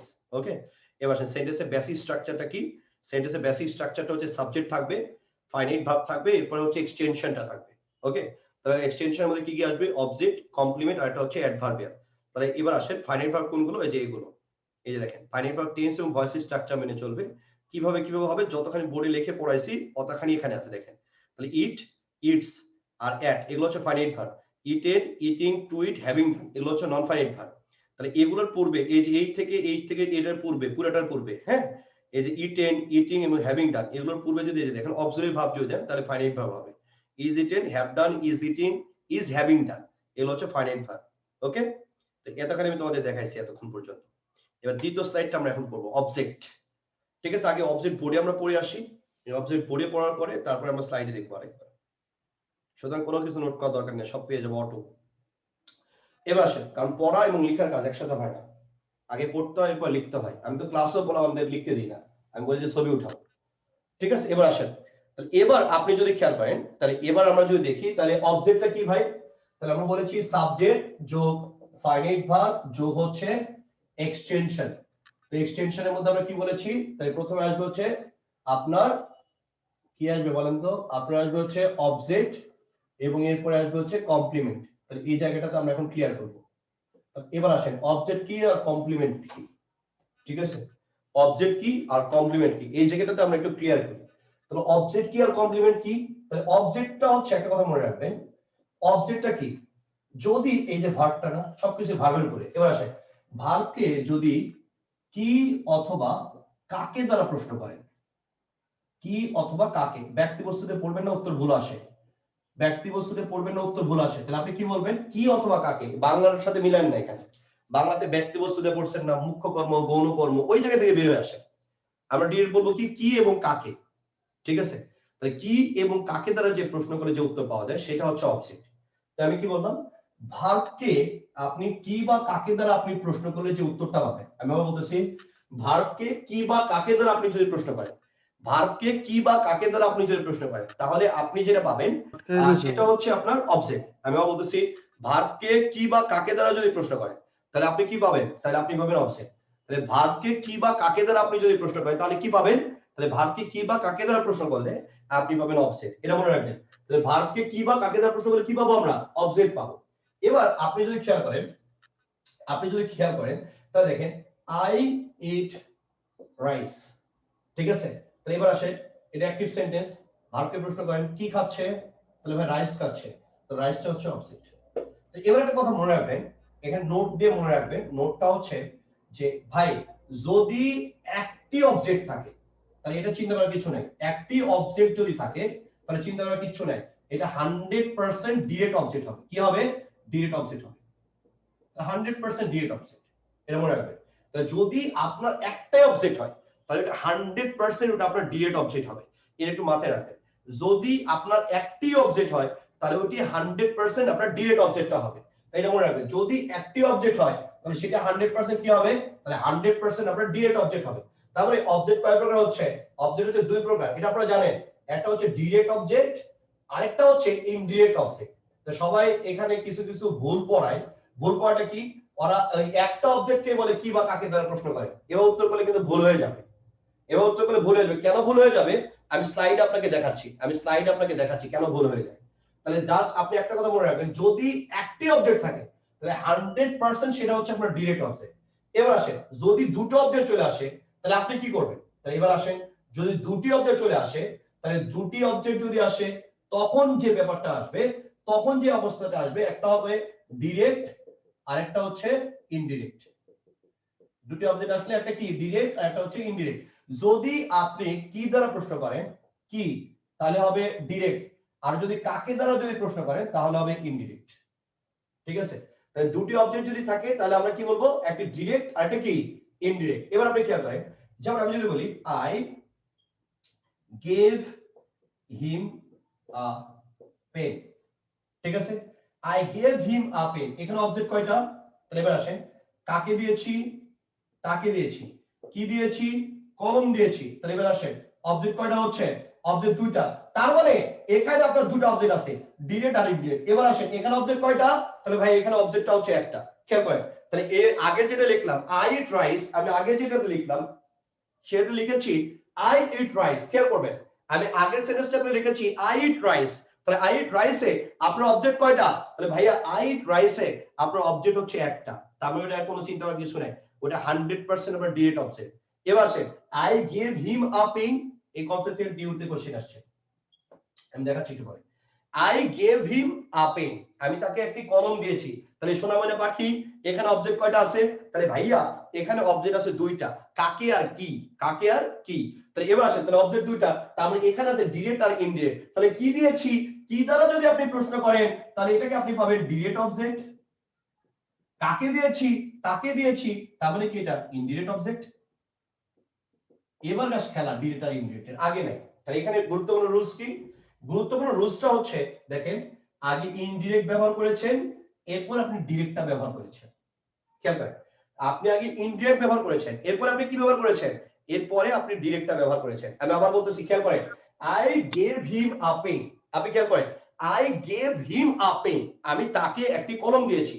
এবার আপনি খেয়াল করেন কাকে দিয়েছি তাকে দিয়েছি, তার মানে এটা হচ্ছে ইনডিরেক্ট, কি দিয়েছি কলম দিয়েছি, তার মানে এটা হচ্ছে ডিরেক্ট। তারপরে যখন দুটো অবজেক্ট আপনার আসবে তাহলে প্রথম ফর্মুলা হচ্ছে ইনডিরেক্ট অবজেক্ট বসবে, পরেরটা আপনার বসবে হচ্ছে ডিরেক্ট অবজেক্ট, মনে রাখবেন। তাই প্রথমটা হবে ইনডিরেক্ট, প্রথমটা কি হবে ইনডিরেক্ট, পরেরটা কি হবে তাহলে পরেরটা হবে ভাইয়া ডিরেক্ট, তাহলে এটা মনে রাখবেন। তাহলে I gave him a pen, আমি তাকে একটি কলম দিয়েছি, কাকে দিয়েছি তাকে দিয়েছি, তার মানে এটা হচ্ছে ইনডিরেক্ট, পরেরটা হচ্ছে ডিরেক্ট। যদি উল্টিয়ে লিখতে চান আগে যদি ডিরেক্ট দেন আর পরে যদি ইনডিরেক্ট দেন তাহলে মাঝখানে টু অথবা ফর ব্যবহার করতে হবে। কি ব্যবহার করতে হবে, টু বা ফর। আমি আবার বলতেছি আগে যদি ডিরেক্ট দেন পরে যদি ইনডিরেক্ট দেন তাহলে অবশ্যই অবশ্যই ঠিক আছে, তাহলে অবশ্যই অবশ্যই টু বা ফর মাঝখানে ব্যবহার করতে হবে। তাহলে এবার আসেন তাহলে এটাকে যদি ঘুরিয়ে লিখি তাহলে আমরা কিভাবে লিখতে পারবো, তাহলে আমরা বলবো I gave a pen to him, তাই তো। তাহলে আমি তাকে কে বলতে আমরা কি বুঝি, কে বলতে আমরা টু, জন্য বলতে আমরা কি বুঝি ফর, তারপরে যখন কে এর মিনিংটা আসবে তখন দিবেন টু, আর যখন জন্য মিনিং আসবে তখন আপনি দিবেন ফর। এই জিনিসটাই খুবই ইম্পর্টেন্ট, খুবই ইম্পর্টেন্ট। এক, এটা পরবর্তীতে আমরা যখন আইডেন্টিফিকেশনে যাব তখন কাজে দিবে, ধাপে ধাপে এটা কাজে দিবে। দ্বিতীয় যেটা আপনার কাজে লাগবে সেটা হচ্ছে ডিরেক্ট, এখান থেকে ঢাকা বিশ্ববিদ্যালয়ে কোশ্চেন এসেছে, সুতরাং এটা খুবই ইম্পর্টেন্ট। এবার আসেন স্লাইডের দিকে একটু খেয়াল রাখেন, স্লাইডে এই জিনিসগুলো আমি আরেকবার দেখাচ্ছি, বিভিন্ন রেফারেন্স সহ যে টিচারগুলো যে জায়গাতে ভুল করে সেগুলো সহ একদম ডিরেক্ট রেফারেন্স হবে। খেয়াল করেন স্লাইডের দিকে তাকান, তাহলে এই জন্য আমি বলছি তোমাদের নোট করা দরকার নেই, কারণ এটা তুমি তো ডিরেক্ট পেয়ে যাচ্ছ। ওকে এবার আসো, তাহলে এবার যদি দেখেন ভারতকে কি বা কাকে দ্বারা যদি প্রশ্ন করে যে উত্তর পাওয়া যায় সেটাই হচ্ছে অবজেক্ট, সেটা কি সেটা হচ্ছে অবজেক্ট। এই অবজেক্টটা হচ্ছে দুই প্রকার, একটা হচ্ছে ডিরেক্ট অবজেক্ট আর একটা হচ্ছে ইনডিরেক্ট অবজেক্ট। ডিরেক্ট অবজেক্টটা কি, তাহলে ভাই কি দ্বারা প্রশ্ন করলে আমরা যে উত্তরটা পাই সেটাই হচ্ছে ডিরেক্ট অবজেক্ট। তাহলে আমি বলতেছি কি দ্বারা প্রশ্ন করলে আমরা যে উত্তরটা পাই সেটাই হচ্ছে ডিরেক্ট অবজেক্ট। ওকে, তাহলে আপনি কি দ্বারা প্রশ্ন করলে যে উত্তরটা পান তাহলে সেটাকে আপনি বলবেন ডিরেক্ট অবজেক্ট। আর আপনি যদি কাকে দ্বারা প্রশ্ন করেন, আমি আবার বলতেছি আপনি যদি কাকে দ্বারা প্রশ্ন করেন তাহলে আপনি বলবেন ইনডিরেক্ট অবজেক্ট। এবার দেখেন ডিরেক্ট অবজেক্ট এটা নোট দেওয়া আছে, বাক্যে যদি একটি অবজেক্ট থাকে তাহলে সেটি 100% ডিরেক্ট অবজেক্ট। ওকে, এবার আসেন ব্যক্তি বা বস্তু দ্বারা পড়লে ভুল হয়ে যায়। এবার আসেন যেমন এখানে উদাহরণ দেখেন আই বট হিম আকার, তো এই জায়গাটাতে আপনি যদি খেয়াল করেন আই বট হিম আকার, এবার এই জায়গাটাতে আপনি যদি খেয়াল করেন আকার, তাহলে এখানে কি বা কাকে দ্বারা প্রশ্ন করার দরকার আছে, বলে না ভাইয়া দরকার নাই, তার মানে কি একটাই অবজেক্ট, যেহেতু একটাই অবজেক্ট তাহলে 100% এটা হচ্ছে ডিরেক্ট অবজেক্ট। এবার আসেন I met him in the town, কয়টা অবজেক্ট, বলে ভাইয়া একটাই অবজেক্ট, তাহলে একটাই অবজেক্ট যেহেতু তাহলে কি অবজেক্ট, তাহলে ডিরেক্ট অবজেক্ট। এখানে যদি আপনি ব্যক্তি বস্তু দিয়ে পড়তেন তাহলে আগেরটা বস্তু পরেরটা ব্যক্তি, তাহলে একটা বলতেন ডিরেক্ট আর একটা বলতেন ইনডিরেক্ট, তার মানে এখানে কোনো কাহিনী নাই। খালি একটা কথা মনে রাখবেন একটাই অবজেক্ট আছে, আমার কি বা কাকে দ্বারা প্রশ্ন করার দরকার নাই, আর একটা ফালতু মেথডটা কি ব্যক্তি আর বস্তু, ওই ফালতু মেথড ব্যক্তি বা বস্তুতে যাওয়ার কোনো দরকার নেই। বোঝা গেছে? তাহলে আমরা কি বলবো, যদি একটা অবজেক্ট থাকে, দেখেন সাইডে লেখা আছে অক্সফোর্ড, উদাহরণটা অক্সফোর্ড থেকে নেওয়া। পরে দেখেন করিম ফেড দ্য ডগ, এবার আসেন এই যে ডগ এটা কি ডিরেক্ট অবজেক্ট, একটাই অবজেক্ট।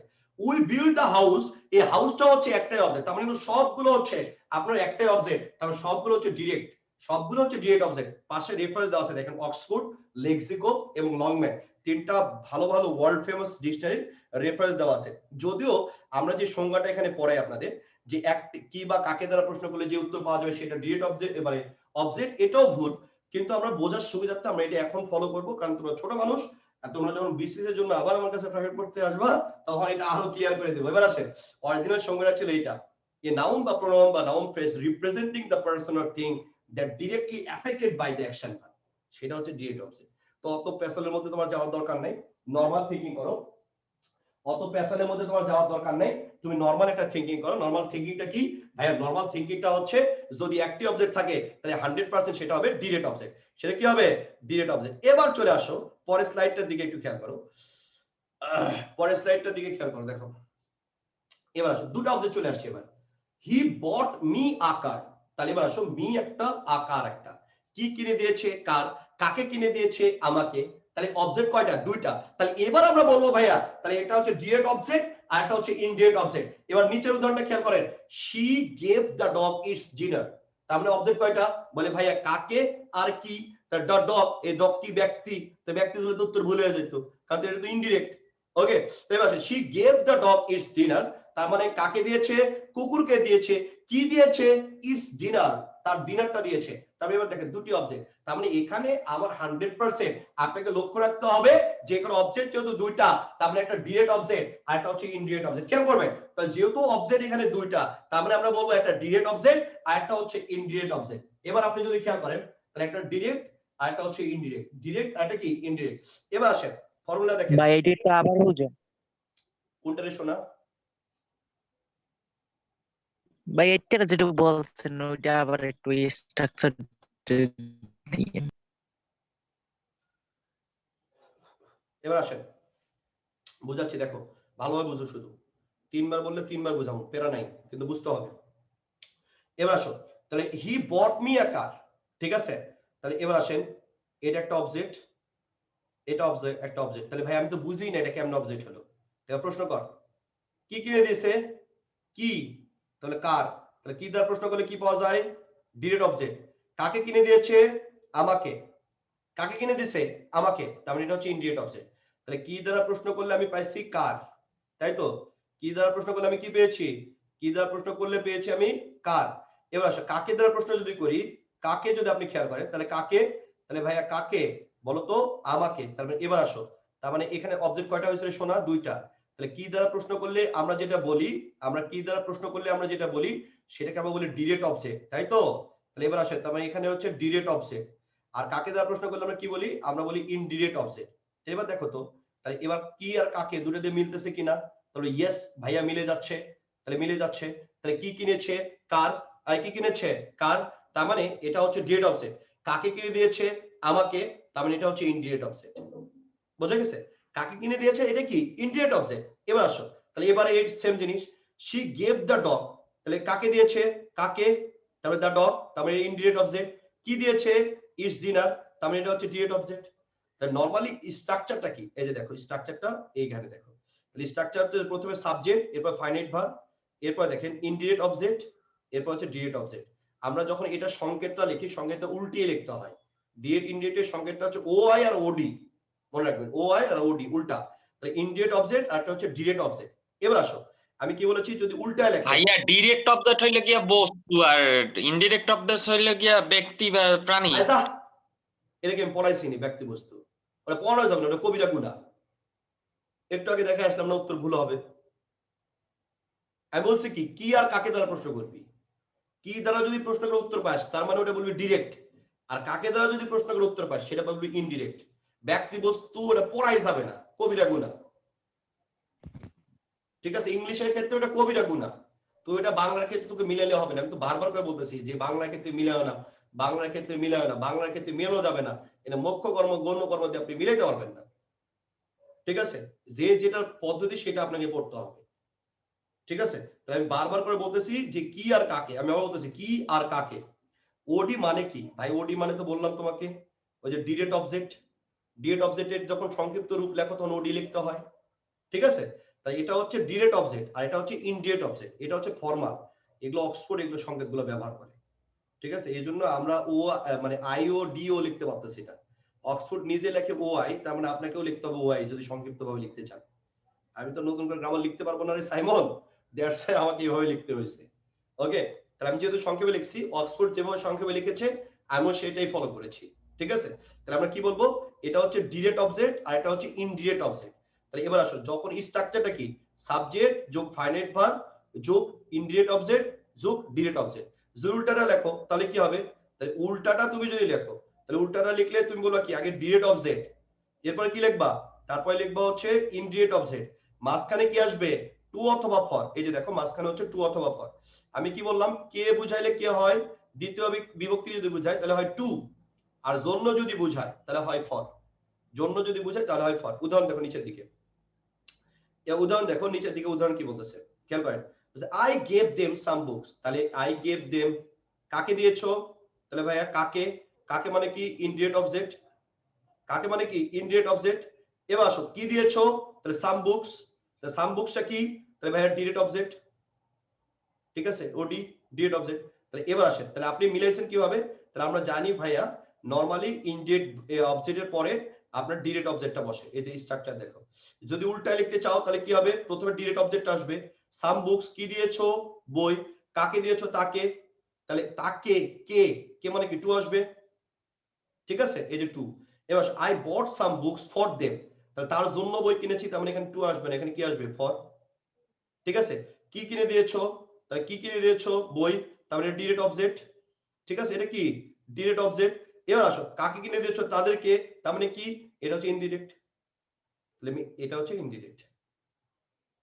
তাহলে আমি আরেকবার জিনিস বলি, আরেকবার জিনিস শোনো, কঠিন জিনিস বুঝতে হবে, কিচ্ছু করার নেই, কঠিন জিনিস না, একদম হালকা জিনিস ভালোভাবে বুঝতে হবে, কঠিন বললে তো কঠিন করে ফেললাম। তাহলে আমি কি বলছি সোজা বাংলা ভাষায়, ভার্বকে কি বা কাকে দ্বারা প্রশ্ন করব। আরেকবার বলি, ভার্বকে কি দ্বারা প্রশ্ন করব, কি বা কাকে, ব্যক্তি বস্তু বাদ। ভার্বকে আমরা কি দ্বারা প্রশ্ন করব, কি বা কাকে। আমি আবার বলি, ভার্বকে কি দ্বারা প্রশ্ন করব, কি বা কাকে। আমি আবার বলছি, এই ভার্বকে কি দ্বারা প্রশ্ন করব, কি বা কাকে। ঢাকা বিশ্ববিদ্যালয়ের কোশ্চেনটা এতক্ষণ পড়লাম আমি। ঠিক আছে, এবার আসে, আমরা ভার্বকে কি দ্বারা প্রশ্ন করব, কি বা কাকে। আমি ভার্বকে কি দ্বারা প্রশ্ন করব, কি বা কাকে। আমি আবার বলছি, ভার্বকে কি দ্বারা প্রশ্ন করব, তাহলে ভাইয়া ভার্বকে আমরা কি বা কাকে দ্বারা প্রশ্ন করব। তাহলে কি দ্বারা প্রশ্ন করলে কি হবে, তাহলে ভাই কি দ্বারা প্রশ্ন করলে ডিরেক্ট, আর কাকে দ্বারা প্রশ্ন করলে কি ইনডিরেক্ট। তাহলে ভাই স্ট্রাকচার কি, আগে ইনডিরেক্ট এরপরে ডিরেক্ট। এবার আসেন, যদি ভাই আমি উল্টায় লিখতে চাই তাহলে আমি কি বলবো, তাহলে আমি বলবো ভাইয়া আগে ডিরেক্ট, এরপরে টু বা ফর, এরপরে কি, এরপরে ইনডিরেক্ট। এবার বোঝা গেছে নাকি আরেকবার বলবো, বুঝছি ভাই, সুন্দরই লেখা। আরেকবার একটু বলুন। আরেকবার বলবো, এবার বোর্ডের দিকে দেখতে হবে তাইলে। দেখ, ফাঁকি দেওয়ার কোনো সুযোগ নাই, করতে হবে, চান্স পেতে হবে, করতে হবে এবং কি করতে হবে, চান্স পেতে হবে। ঠিক আছে, তুমি যখন রাস্তা দিয়ে হাঁটবা, মানুষজন যাতে বলে রে বাপরে এটা করিম ভাইয়ের ছেলে না, ঢাকা বিশ্ববিদ্যালয়ে চান্স পাইছে না, সেটা অনেক ভালো করছে। ঠিক আছে, অনেক ভালো করছে। তো এই যে জায়গাটা, ঠিক আছে, তো আমি চাই যে তোমার কারণে তোমার বাবা সম্মানিত হোক। ঠিক আছে, তুমি যখন রাস্তা দিয়ে হাঁটবা, মানুষ যাতে তোমার নাম ধরে বলে যে ছেলেটা ঢাকা বিশ্ববিদ্যালয়ে পাইছে, এটা করিম ভাইয়ের ছেলে, এটা রহিম ভাইয়ের ছেলে। ঠিক আছে, তাহলে এবার আসেন, ওকে, এবার আসেন, তাহলে আপনি এই যে বলতেছেন আপনি রহিম ভাইয়ের ছেলে বা আপনি করিম ভাইয়ের ছেলে বা আপনি এগুলো বলতেছেন, মানুষগুলো কেন, তুমি ঢাকা বিশ্ববিদ্যালয়ে চান্স পেয়েছো তাই। তুমি যখন ঢাকা বিশ্ববিদ্যালয়ে দেখবা যে ফার্স্ট ইয়ার সেকেন্ড ইয়ার ছেলে মেয়ে, আমিও এখনো বুড়ো হয়ে গেছি, এখনো তোমার মাঝে মাঝে দেখো কি ঢাকা বিশ্ববিদ্যালয়ে উড়ি করে ক্লাস নিই। এটা হচ্ছে ভাই আবেগের জায়গা। হ্যাঁ, অনেকে বলে কি রে ঢাকা কলেজ, ঢাকা বিশ্ববিদ্যালয়ে পোলাপান দেখবে যে সব টি শার্ট পরে ঘুরে, এবং ঢাকা কলেজের পোলাপানও দেখে ঘুরে, ওরাও কি একটু মজা নিতে চায়, ওরা হচ্ছে ঢাকা বিশ্ববিদ্যালয়ে, হ্যাঁ, ওরা একটা তো শাখা, তাই না, আমরা পড়ি শাহবাগ শাখা, ওরা কলেজ শাখায় পড়ে, এই তো। তো ঠিক আছে, তাহলে আপনিও চিন্তা করেন, তাই এই আপনি যদি চিন্তা করেন যে এই যে জায়গাটা, এই আপনি যখন ঢাকা বিশ্ববিদ্যালয়ের টি শার্ট পরে বাসায় যাবেন, মানুষজন যখন তাকায় থাকবে, কারণটা কি, দেখো, তখন তুমি তোমার পরিবারকে সম্মানিত করলা, তোমার ক্যারিয়ারও ভালো হইলো, তোমার কারণে তোমার বাবাও সম্মানিত হলো। বুঝতে পেরেছেন? তাহলে এবার আসেন, তাহলে এই যে জিনিসটা, এই জায়গাটাতে যদি আপনি ধরে রাখতে পারেন, তাহলে হবে না ভাই, জীবনে কিছু করতে পারবেন না। এটা আপনার জন্য সুযোগ। এতদিন সময় আমি আমার এই যে 11 বছর ধরে আমি পড়াচ্ছি, প্রায় বিসিএসসি তো পড়াচ্ছি 8 বছর ধরে, অ্যাডমিশনে পড়াচ্ছি প্রায় হচ্ছে 11 বছর। 11 বছরে আমি এরকম দেখিনি এতদিন টাইম, আমার লাইফ দশায় আমি দেখিনি। যদি তুমি হচ্ছে একজন লাকি মানুষ, যার জন্য অনেক সময় পেয়েছো তুমি। এবার আসো, তুমি বিভিন্ন জায়গায় দেখো, বিভিন্ন জায়গায় ধাক্কা খেয়ে খেয়ে তোমার শেখার সুযোগ হয়েছে, ঠিক আছে? তো এখন যদি তুমি না গোছায় নিতে পারো তাহলে ফিউচারে ভালো করার কোনো সম্ভাবনা নেই। এটা তোমার জন্য লাস্ট চান্স। আল্লাহ সবাইকে অপরচুনিটি দেয়, কেউ গ্রহণ করতে পারে আর কেউ গ্রহণ করতে পারে না, ঠিক আছে? তো এবার আসেন তো এই জায়গাটাতে আপনি যদি ডেভেলপ না করেন ভাই, হ্যাঁ, আপনি জানবেন যে ইংলিশটা যদি আপনার ভালো হয়, তো ইংলিশ ভালো হলে বিশ্ববিদ্যালয় জীবনে আপনি প্রফিট পাবেন। দেখবেন যে কতগুলো ছেলে মেয়ে আমি দেখেছি বিশ্ববিদ্যালয়ে ভর্তি হওয়ার পরে, যেমন আমার যে প্রতিষ্ঠান যেটা এখন আছে, তো বিসিএস এর যেটা প্রতিষ্ঠান তোমরা জানো অনেকে, ম্যাথ কার্নিভাল লিখে সার্চ দিবা, তাহলে দেখবা যে ওইখানে আমার বিসিএস এর কোর্স রান হয়, হ্যাঁ, এখনো চলতেছে। তো এবার আসেন যে এখন এই যে ফারদিন গতদিনই হচ্ছে বিসিএস এর ব্যাচ শেষ করছে, একটা 37 জন ছিল, 37 জনের 37 জনই ঢাকা বিশ্ববিদ্যালয়ের স্টুডেন্ট ছিল। এবার মঙ্গলবার থেকে একটা চালু হচ্ছে বিসিএস এর, ঠিক আছে? যেহেতু মার্চের 19 তারিখ থেকে বিসিএস পরীক্ষা, দ্যাটস আমি খুব স্কিপ করতে যাচ্ছিলাম, বাট কোনোভাবেই স্টুডেন্টরা ছাড়তেছে না, একটা ব্যাচ পড়াইতেই হবে। তো এটা আমি কোনোভাবেই নিতে চাই না, কিন্তু বিসিএস এর ঢাকা বিশ্ববিদ্যালয়ের স্টুডেন্টদের পড়াইতে ভালো লাগে এই কারণে অনেক কম কথা বলতে হয়, আর একটা হচ্ছে তাদেরকে পড়াইলে লাভ আছে, এগুলো ক্যাডার হয়। আমি ক্যাডার হবো কিনা জানি না, বাট ওরা কিন্তু ক্যাডার হবে। এই যে 35 জন পড়ালাম এই গত ব্যাচটাতে, এবার নতুনটাতে আরো বেশি হবে, 100+ হবে। কারণটা হচ্ছে 100+ হওয়ার পিছনে কারণটা কি? কারণটা সামনে বিসিএস তাই। এবার দেখেন 100 এর মধ্যে মিনিমাম 30 জন ক্যাডার হবে। 30 জন ক্যাডার হওয়া মানে আপনার অবস্থান কোথায় বুঝতে পারতেছেন? তো এই যে জিনিসটা দেখেন, ওই যে স্টুডেন্ট গুলো ঢাকা বিশ্ববিদ্যালয়ে ভর্তি হওয়ার পরেও কিন্তু তারা পড়তে আসতেছে, কেন? ওই যে অ্যাডমিশন ল্যাকিংস থেকে গেছে তাই। অ্যাডমিশনে কোশ্চেন তো আসে আপনার কয়টা? 12টা 15টা কোশ্চেন আসে, 12 আর 15, তাই তো? তো এবার আসেন সিউনিটে 12 আর অন্যগুলোতে 15, এই যে কোশ্চেন যেটা আসতেছে, তা আপনি চিন্তা করেন যে এটার মধ্যে তো সব গ্রামার অ্যাপ্লিকেবল হয় না, সব গ্রামার পড়ে না। তো দ্যাটস ওয়াই আপনার ভাগ্য হয়তো এমন আছে আপনি জিনিসটা জানেন না, কিন্তু আপনার কপালে ওটা ছিল না বলে বেঁচে গেছে। তার মানে এটা ভাবেন না যে আপনাকে আর পড়তে হবে না, আপনাকে পড়তে হবেই। টুডে আর টুমরো ইংলিশ আপনার চান্স হবে না। আগে বলতাম কি ইংলিশ না পড়লেও হয়, এখন বলি কি ইংলিশটা হলো মেইন। বিশ্ববিদ্যালয়ে যাবা তো লাগবে, প্রতিটা সাবজেক্ট হচ্ছে ইংলিশ মিডিয়াম, কি করবা তখন? একটা লাইন লিখতেছো 2 লাইন ভুল হয়ে যাচ্ছে, ঠিক আছে? একটা লাইন লিখতেছো 2 লাইন ইয়ে হয়ে যাচ্ছে, টিচাররা তো মুখের উপর খাতা ছুঁড়ে মারবে তোমার, ঠিক আছে? দ্যাটস ওয়াই একটু ভালো করে শোনা, খুব সুন্দর করে বুঝো, একটু ভালো করে মনোযোগ দাও শোনা। যত তোমার প্রশ্ন করবে আমি তো রাগ করি না শোনা, আমি বুঝাই দিয়ে থাকি, তুমি বুঝবা না কেন? ইংলিশে যদি ইসলামরা ফুল মার্কস পায়, রিটেনে সর্বোচ্চ মার্কস পায়, ওটা তোর মধ্যেও আছে। আমারই কোন স্টুডেন্ট ছিল না। সালামের কলেজ কোনটা ছিল? সীমান্ত হাট কলেজ, একবারে যশোরের বর্ডার। কলেজে যায় তোমার মাথা খারাপ, একটা কলেজ থেকে কি 4th বেরিয়েছে 10ম বের হয়েছে, কলেজের অবস্থা মারাত্মক খারাপ, খালি চেষ্টার মাধ্যমে এই জায়গায় গেছে, চেষ্টার মাধ্যমে শুধু প্লেস করছে। তাই ও দুর্বল ছাত্র, তুমিও দুর্বল ছাত্র, সবাই আমরা দুর্বল, কারণ এই সিলেবাসের সাথে অ্যাডমিশন সিলেবাসের সাথে এইচএসসি সিলেবাসের কোনো মিল নাই, এই জন্যই তুমি দুর্বল। আর অন্যজন যে রুলস পড়াচ্ছে না, একটা রুলসও পরীক্ষায় অ্যাপ্লিকেবল হবে না, এটা মনে রেখো। বেসিক্স আর রিটেনে ভালো করার কোনো চান্স নেই শোনা। তো এই জন্য তোমাকে ভালোভাবে পড়তে হবে, কোনো অল্টারনেটিভ নাই, কোনো অল্টারনেটিভ নাই। তুমি যদি রিটেনে ভালো মার্কস পেতে চাও তাহলে এই জিনিসগুলো তোমাকে ভালোভাবে বুঝতে হবে, না বুঝলে তোমার তো লেখাই ঠিক হবে না, এক লাইনের মধ্যে 5টা ভুল, ঠিক আছে? তো এই জন্য তাহলে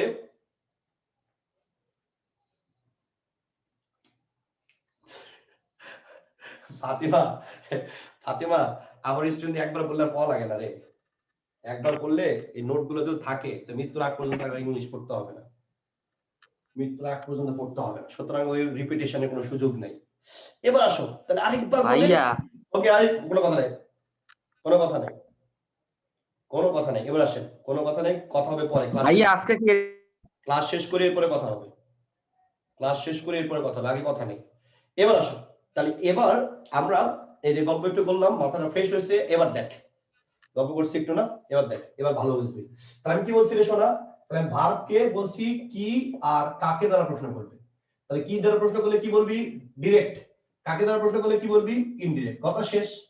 তাহলে স্ট্রাকচার কি? স্ট্রাকচারটা হচ্ছে, তাহলে আগে বলবি ইনডিরেক্ট বসবে, ঠিক আছে? এরপরে কি বলবি? ডিরেক্ট বলবি।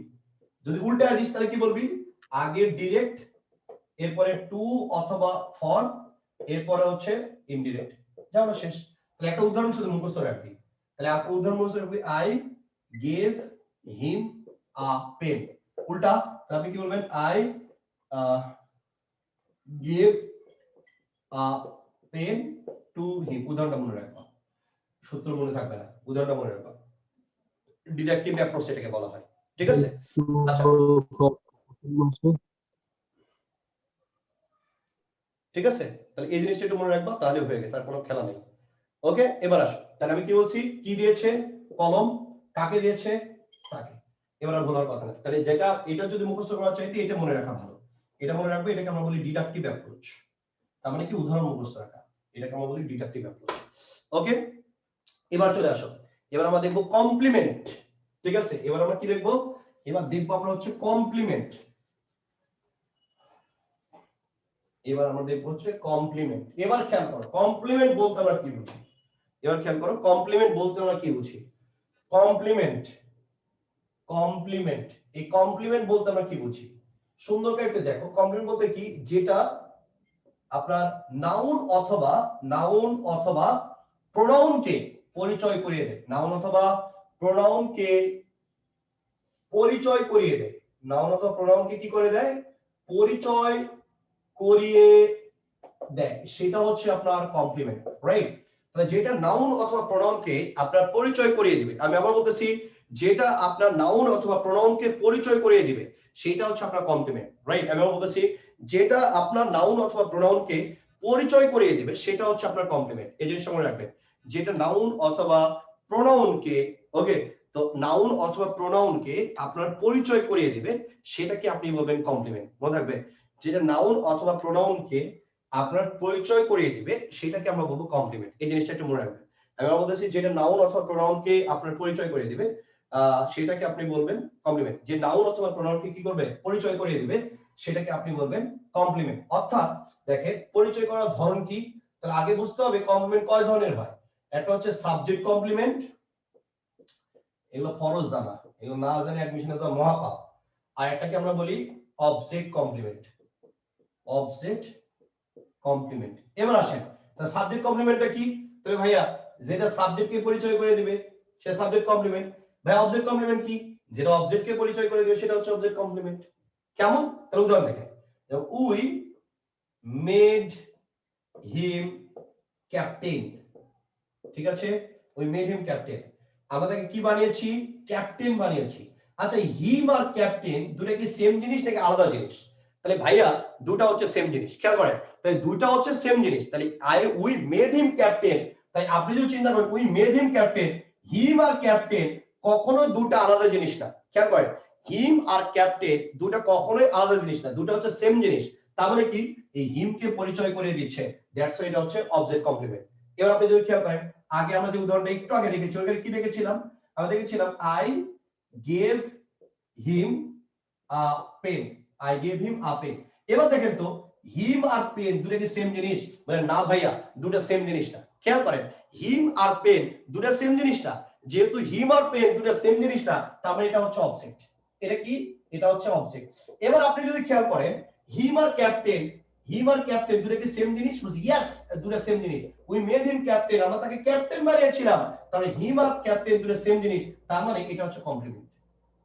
এবার আসেন কাকে পরিচয় করিয়েছেন, তাহলে ভাইয়া আমরা অবজেক্টকে পরিচয় করিয়েছি, তাহলে নাম কি আসবে, তাহলে নাম আসবে হচ্ছে অবজেক্ট কমপ্লিমেন্ট। এবার খেয়াল করেন, আমি যদি বলি হি, ভাইয়া অবজেক্ট কমপ্লিমেন্ট বুঝিনি। বুঝি না জানো, অবজেক্ট কমপ্লিমেন্ট এটা বুঝতে পারলাম না। জানো পাখি একটু ধৈর্য ধরো, একটু ধৈর্য ধরো, জানো পাখি একটু ধৈর্য ধরো, মাত্র তো শুরু করেছি, আরো 10 মিনিট খালি দিয়ে পড়াবো।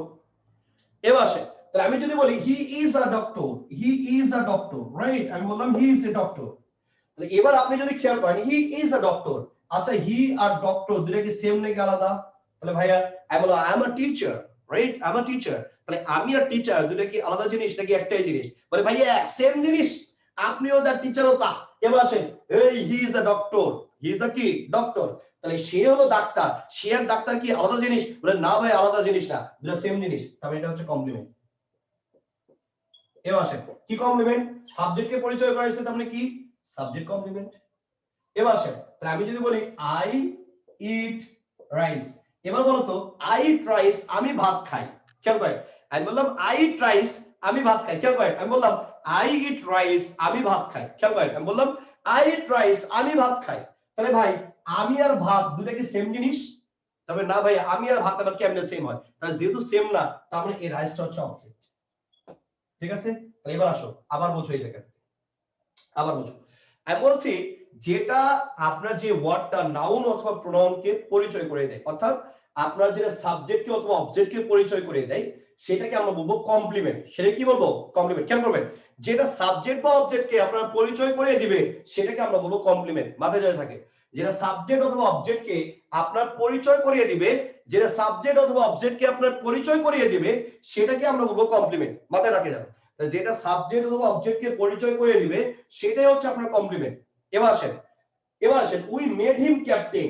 আমরা তাকে ক্যাপ্টেন নির্বাচিত করেছিলাম, ক্যাপ্টেন তৈরি করেছিলাম। কাকে? তাকে। আমি বললাম আমরা জামালকে ক্যাপ্টেন নির্বাচন করেছি। ফুটবল জামাল আছে না, জামাল ভাইকে আমরা ক্যাপ্টেন নির্বাচন করেছি।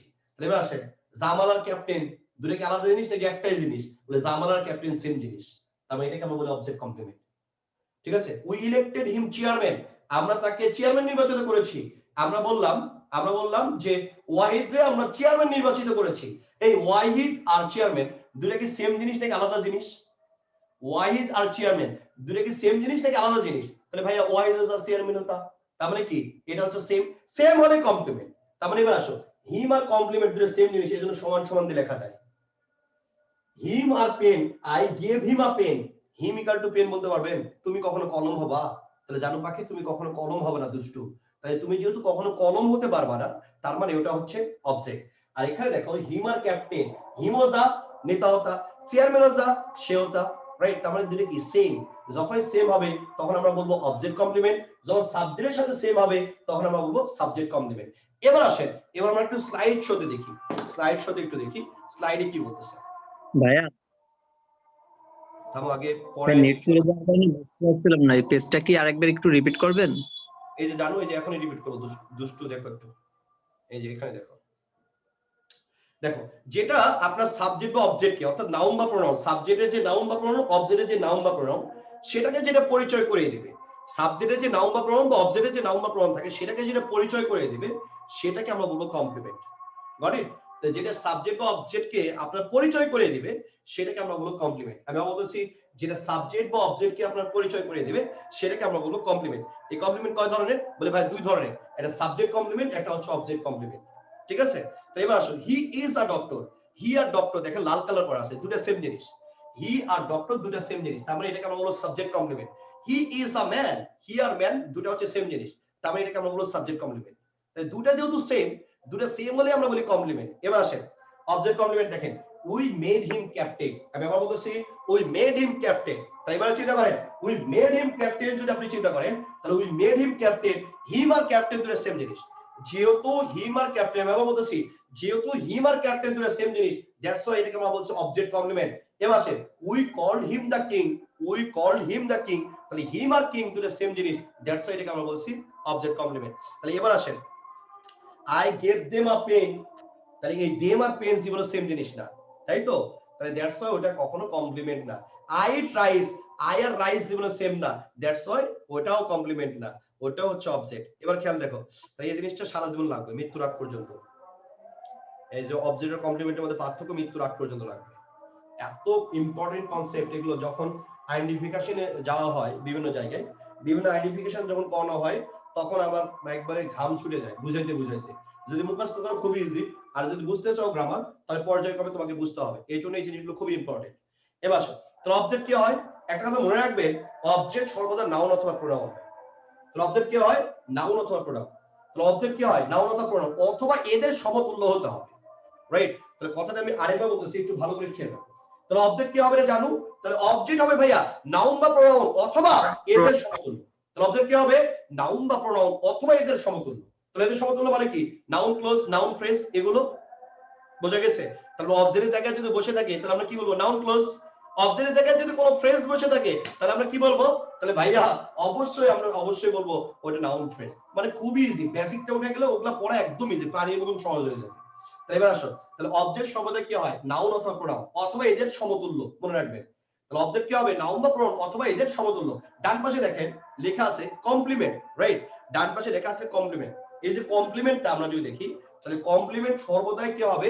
নাউন অথবা অ্যাডজেক্টিভ হবে। তাহলে খেয়াল রাখো, তাহলে কমপ্লিমেন্ট কি হবে? না, কমপ্লিমেন্টটা হবে সর্বদাই নাউন অথবা অ্যাডজেক্টিভ। মনে রাখবা কমপ্লিমেন্ট কি হবে? তাহলে ভাই কমপ্লিমেন্ট সর্বদাই হবে নাউন অথবা অ্যাডজেক্টিভ। তাহলে ওইটা হচ্ছে নাউন বা নাউনের সমতুল্য। বাস কমপ্লিমেন্টের ক্ষেত্রে এমন হয় না, হয় নাউনই হবে নয়তো অ্যাডজেক্টিভ হবে। প্রোনাউনে নাউন ক্লজে দেওয়ার কোনো সুযোগ নাই।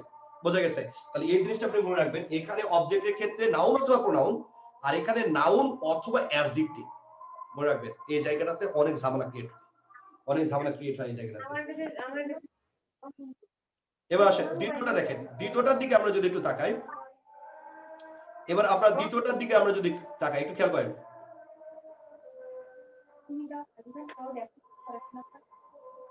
ভাইয়া আনমিউট করতে বলেন। এবার আসেন দ্বিতীয়টার দিকে যদি তাকান, তাহলে দেখেন দ্বিতীয় পার্থক্য কি? তাহলে আমরা জানি অবজেক্ট আর সাবজেক্ট সবসময় দুটো ভিন্ন সত্তা। অবজেক্ট আর সাবজেক্ট কি সত্তা রে? অবজেক্ট আর সাবজেক্ট হচ্ছে দুটো ভিন্ন সত্তা। যেমন করিম লাভস ইউ, করিম তোমাকে ভালোবাসে। তাহলে দেখো সাবজেক্টটা কে? তাহলে ভাই সাবজেক্টটা হচ্ছে করিম, লাভস ইউ তোমাকে ভালোবাসে ইউ। তাহলে দেখো তো করিম আর ইউ দুটো কি সেম জিনিস? বলে না ভাই সেম জিনিস না, তার মানে এটা হচ্ছে অবজেক্ট। এবার আসো I gave them an assignment, I gave them an assignment. এবার দেখো দেম আর অ্যাসাইনমেন্টটা কি সেম জিনিস? বলে না ভাই দেম মানুষ আর একটা অ্যাসাইনমেন্ট জীবনেও দুটো কখনো সেম হতে পারে না। আমি বললাম I gave them an assignment, এই দেম আর অ্যাসাইনমেন্ট, আবার বলতেছি দেম আর অ্যাসাইনমেন্ট দুটো জীবনেও সেম জিনিস না, দ্যাটস ওয়াই এগুলো হচ্ছে অবজেক্ট। আবার আপনি যদি খেয়াল করেন হি ইজ আ ফুল, তাহলে এবার দেখেন হি আর আ ফুলটা কিন্তু সেম জিনিস। তাই এই জন্য আমার দেখেন পয়েন্ট দেওয়া আছে সাবজেক্ট আর সাবজেক্ট কমপ্লিমেন্ট সেম জিনিস, তাহলে হি আর ফুল দুটো সেম জিনিস। এবার আসেন অবজেক্ট আর অবজেক্ট কমপ্লিমেন্ট সেম জিনিস, তাহলে আই কল্ড হিম আ ফুল, তাহলে হিম আর আ ফুল দুটো সেম জিনিস, তার মানে এটা হচ্ছে অবজেক্ট কমপ্লিমেন্ট। এবার আপনি যদি খেয়াল করেন মাঝখানে উদাহরণটা যদি দেখেন হানি টেস্ট সুইট, তাহলে হানি আর সুইট দুটো সেম জিনিস, তার মানে কমপ্লিমেন্ট। এবার দেখেন আ ফুল এগুলো কি ভাইয়া? এগুলো হচ্ছে আ ফুলটা হচ্ছে নাউন, আ ফুলটা হচ্ছে নাউন, সুইটটা কি? অ্যাডজেক্টিভ। এবার যদি উপরে দেখেন কমপ্লিমেন্ট সর্বদা নাউন অথবা অ্যাডজেক্টিভ, তার মানে আ ফুলটা হচ্ছে নাউন আর এই সুইটটা হচ্ছে অ্যাডজেক্টিভ। এবার আসেন আমি বলেছি অবজেক্ট কি হয়? নাউন অথবা প্রোনাউন। এই দেখেন করিম লাভস ইউ, ইউটা কি? প্রোনাউন। অ্যান অ্যাসাইনমেন্টটা কি? অ্যান অ্যাসাইনমেন্টটা হচ্ছে কি? নাউন। ব্যাপারটা বোঝা গেছে? আর দেমটা কি? প্রোনাউন। বোঝা গেছে? তো এটা হচ্ছে বেসিক ডিফারেন্স। তাহলে এটাই ছিল স্যার হি কিলড হিমসেলফ, এটা কি একই সত্তা না দুইটা? এটা 100% সব সময় এটা অবজেক্টিভ প্রোনাউন। ঠিক আছে? সব সরি কিভাবে এটা মানে হি আর হিমসেলফ কি একই জিনিস না, একই সত্তা না? আমি বলতেছি শোনা মানে ময়না পাখি একটু দেখেন। এবার আসেন এটা কিভাবে হয়েছে এটা আমরা দেখি। হি কিলড, রাইট? হি কিলড, কিলডটা কি? মূল ভার্ব, মূল ভার্বের পরে কি বসে? অবজেক্টিভ প্রোনাউন বসে, এজন্য হিম। যেহেতু আর হি আর হিম যেহেতু সেম জিনিস হয়ে গেছে, দ্যাটস ওয়াই আমরা সেলফ যুক্ত করতেছি। ওকে, তাহলে এবার আসেন, তাহলে এবার আপনি জি না আদনান ভাইয়া, এটা হচ্ছে প্রোনাউন, ঠিক আছে? হিজটা হচ্ছে পজিটিভ অ্যাডজেক্টিভ। এবার আসেন, তাহলে এবার আসেন হি কিলড হিমসেলফ। এবার খেয়াল করেন হি কিলড হিমসেলফ, তাহলে মূল ভার্বের পরে কি বসে? অবজেক্ট, তার মানে হিমটা কি? অবজেক্ট। তাহলে হি আর হিম যেহেতু সেম হয়ে গেছে, দ্যাটস ওয়াই তাকেই বোঝাচ্ছে, এজন্য সেলফটা যুক্ত হয়। তার রিফ্লেক্সিভ প্রোনাউনের বেসিকটা কি? বেসিকটা হচ্ছে যেটা তুমি পড়েছো ওটা বেসিক না, ওটা পড়া হয়নি, ঠিক আছে? যদি আমি পড়ে থাকি তাহলে ঠিক আছে। এবার আসো, তাহলে হিম আর হিমসেলফটা হচ্ছে সেম জিনিস। দেখেন আপনি যদি আয়নায় দাঁড়ান আপনাকে দেখতে পাবেন নাকি অন্য কাউকে দেখতে পাবেন? বলে ভাই আমাকে নিজেকেই দেখতে পাবো, সেলফ, সেলফকে আমি দেখতে পাবো, নিজেকে দেখতে পাবো। তাহলে এবার আসো হি আর হিম, ঠিক আছে? স্যার এই জায়গায় এই যে অবজেক্ট এবং সাবজেক্ট দুটো ভিন্ন সত্তা বলা আছে না, তাহলে হি কিলড হিমসেলফ, তাহলে হিমসেলফ আর হি আল্লাহ রে ভাই,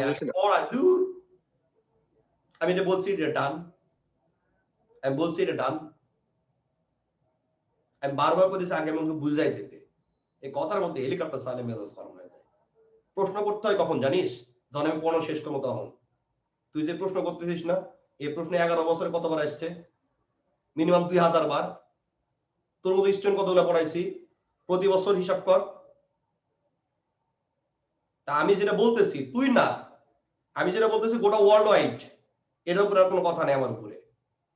তুই সুতরাং আমি যেটা বলতেছি এটা শোন আগে, আমি যেটা বলতেছি এটা আগে শোন, ঠিক আছে? যেহেতু এগুলো ঝামেলাপূর্ণ এই জন্য তুই এটা উদাহরণ দিয়ে দিছি নাকি? এটুকু তো আমার মাথায় সেন্স আছে, এটা তো বলে লিখিনি, স্লাইডের লেখা। ধাপ করে মেজাজ গরম করে দেয়। প্রশ্ন করার নিয়ম কি? টিচার যখন পড়ানো শেষ করবে, যখন বলবে ডান, এটা শেষ, নতুন টপিকে যাব আমি, তখন প্রশ্ন করতে হয় যে ভাই এই যে জায়গাগুলোতে আরেকবার একটু ক্লিয়ার করেন। আমি তো বলতেই আছি এখনো জিনিসটা। দুষ্টু দুষ্টু। জয় বাংলা, জয় বঙ্গবন্ধু। কোথায় যেন ছিলাম, হিমসেলফে ছিলাম, তাই তো? এবার লক্ষ্য রাখো, তাহলে কিলটা কি শোনা? তাহলে আমরা বলি কিলটা হচ্ছে মূল ভার্ব, তো মূল ভার্বের পরে কে বসে? বলে ভাইয়া প্রোনাউন বসলে অবজেক্টিভ প্রোনাউন বসে। তাহলে হিম কি? তাহলে হিমটা হচ্ছে অবজেক্টিভ প্রোনাউন। তাহলে ভাই সাথে সেলফ আছে, তো সাথে কি আছে? সেলফ আছে। তাহলে এবার আপনি যদি চিন্তা করেন সাথে যেহেতু সেলফ আছে, সেলফ মানে কি? সেলফ মানে হচ্ছে নিজে। তাহলে দেখো সে নিজেকে মেরেছে, এজন্য বলি সেলফ। আর কথা আটকে গেছে স্যার। তো যদি সেম হয় তাহলে হি আর হিম যখন সেম হচ্ছে তখন এটাকে বোঝানোর জন্য আপনি সেলফকে যুক্ত করতেছেন। তাহলে হি আর হিম হলে তো সেম জিনিস হয়ে যাচ্ছে। তো দ্যাটস ওয়াই সেম জিনিস হওয়ার জন্য আমরা সেলফটা নিয়ে আসি। আয়নায় যদি আপনি আপনাকে দেখেন, রাইট?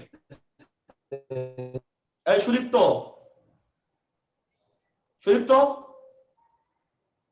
আনমিউট করা যায় না?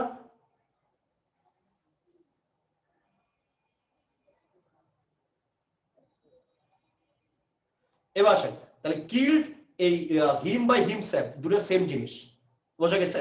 তাহলে যেহেতু সেম তার মানে কি এখানে সেলফ যুক্ত হচ্ছে। সেলফ আপনি যদি আয়নায় দান কাকে দেখতে পাবেন? আপনি নিজেকে দেখতে পাবেন। তারপর নিজেকে মানে কি? সেলফ। তাহলে এবার আসেন আয়না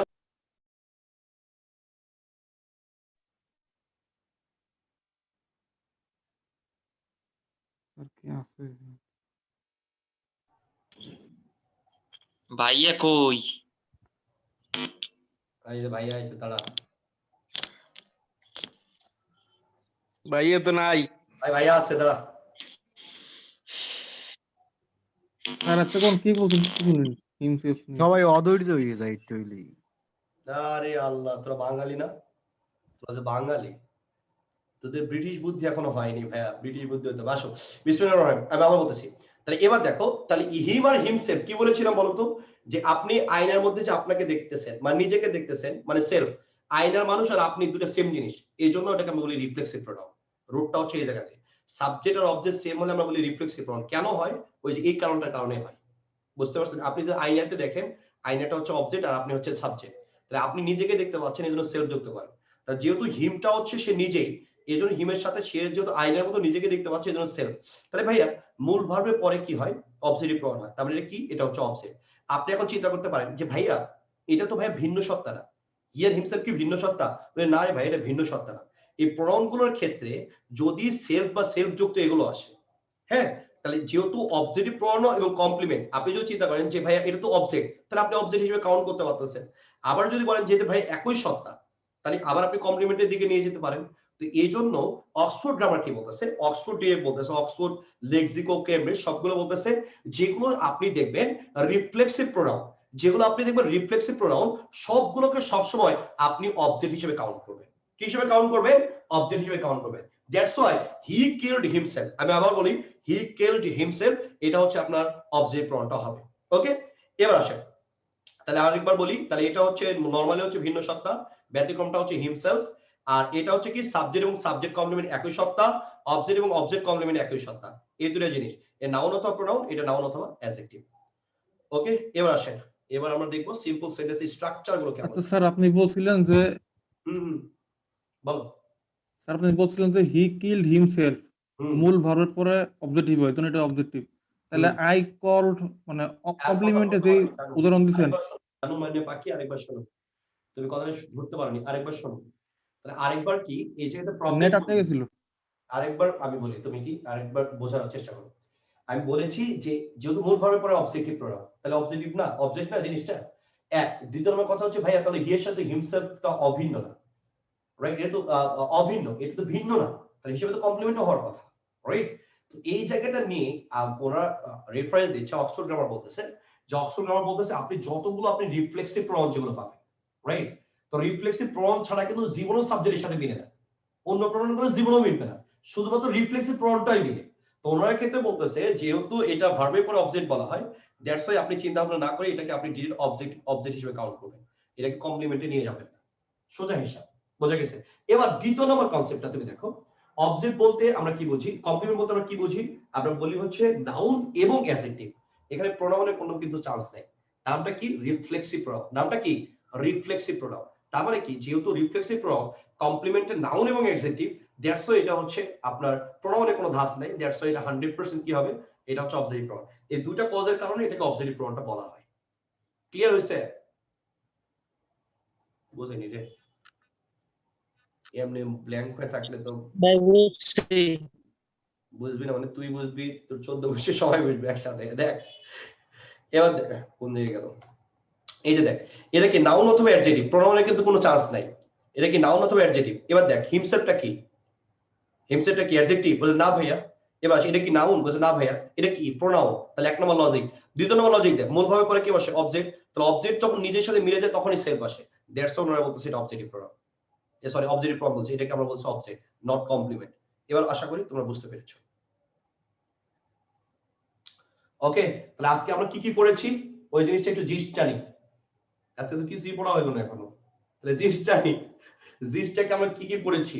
তাহলে এখানে আমরা কি কি পড়েছি? এক নম্বর জিনিস পড়েছি ভাইয়া, এক নম্বর জিনিস আমরা যেটা পড়েছি সেটা হচ্ছে সেন্টেন্স কাকে বলে। দ্বিতীয় নম্বর আমরা পড়েছি সেন্টেন্সের স্ট্রাকচার গুলো কেমন হয়, সাবজেক্টটা কে কে হতে পারে, অবজেক্টটা কে কে হতে পারে, ফাইনাইট ভার্ব কি, এরপরে পড়েছি অবজেক্ট কি, এরপরে পড়েছি কমপ্লিমেন্টটা কি। এই কয়টা জিনিস আজকে আমরা পড়েছি, রাইট? আজকে কি আরো কন্টিনিউ করব? 7:30 বাজে। না ভাই নামাজ পড়া ভাইয়া করেন। ভাই আজকে ইতে ঝামেলা হইতেছে অনেক, সিও দেখাইতেছে না ভালো মতো, বড় দেখা যাচ্ছে না আজকে থাক আর। ওকে, আজকে একটু নেটের প্রবলেম, এই জন্য আজকে রাখতে হচ্ছে। টানা ক্লাস হবে 2 ঘন্টা করে, সামনের দিন থেকে আর এগুলো করবা না, যেহেতু আমার এখানে প্রচুর প্রবলেম হচ্ছে, একটু আগে নেট কেটে গেছিল। ঠিক আছে, তো দ্যাটস ওয়াই আজকে এ পর্যন্তই থাক। আর যারা আজকে একদম ফার্স্ট ক্লাস করতেছো তারা থাকো, বাদ বাকিগুলো যাও। আল্লাহ হাফেজ।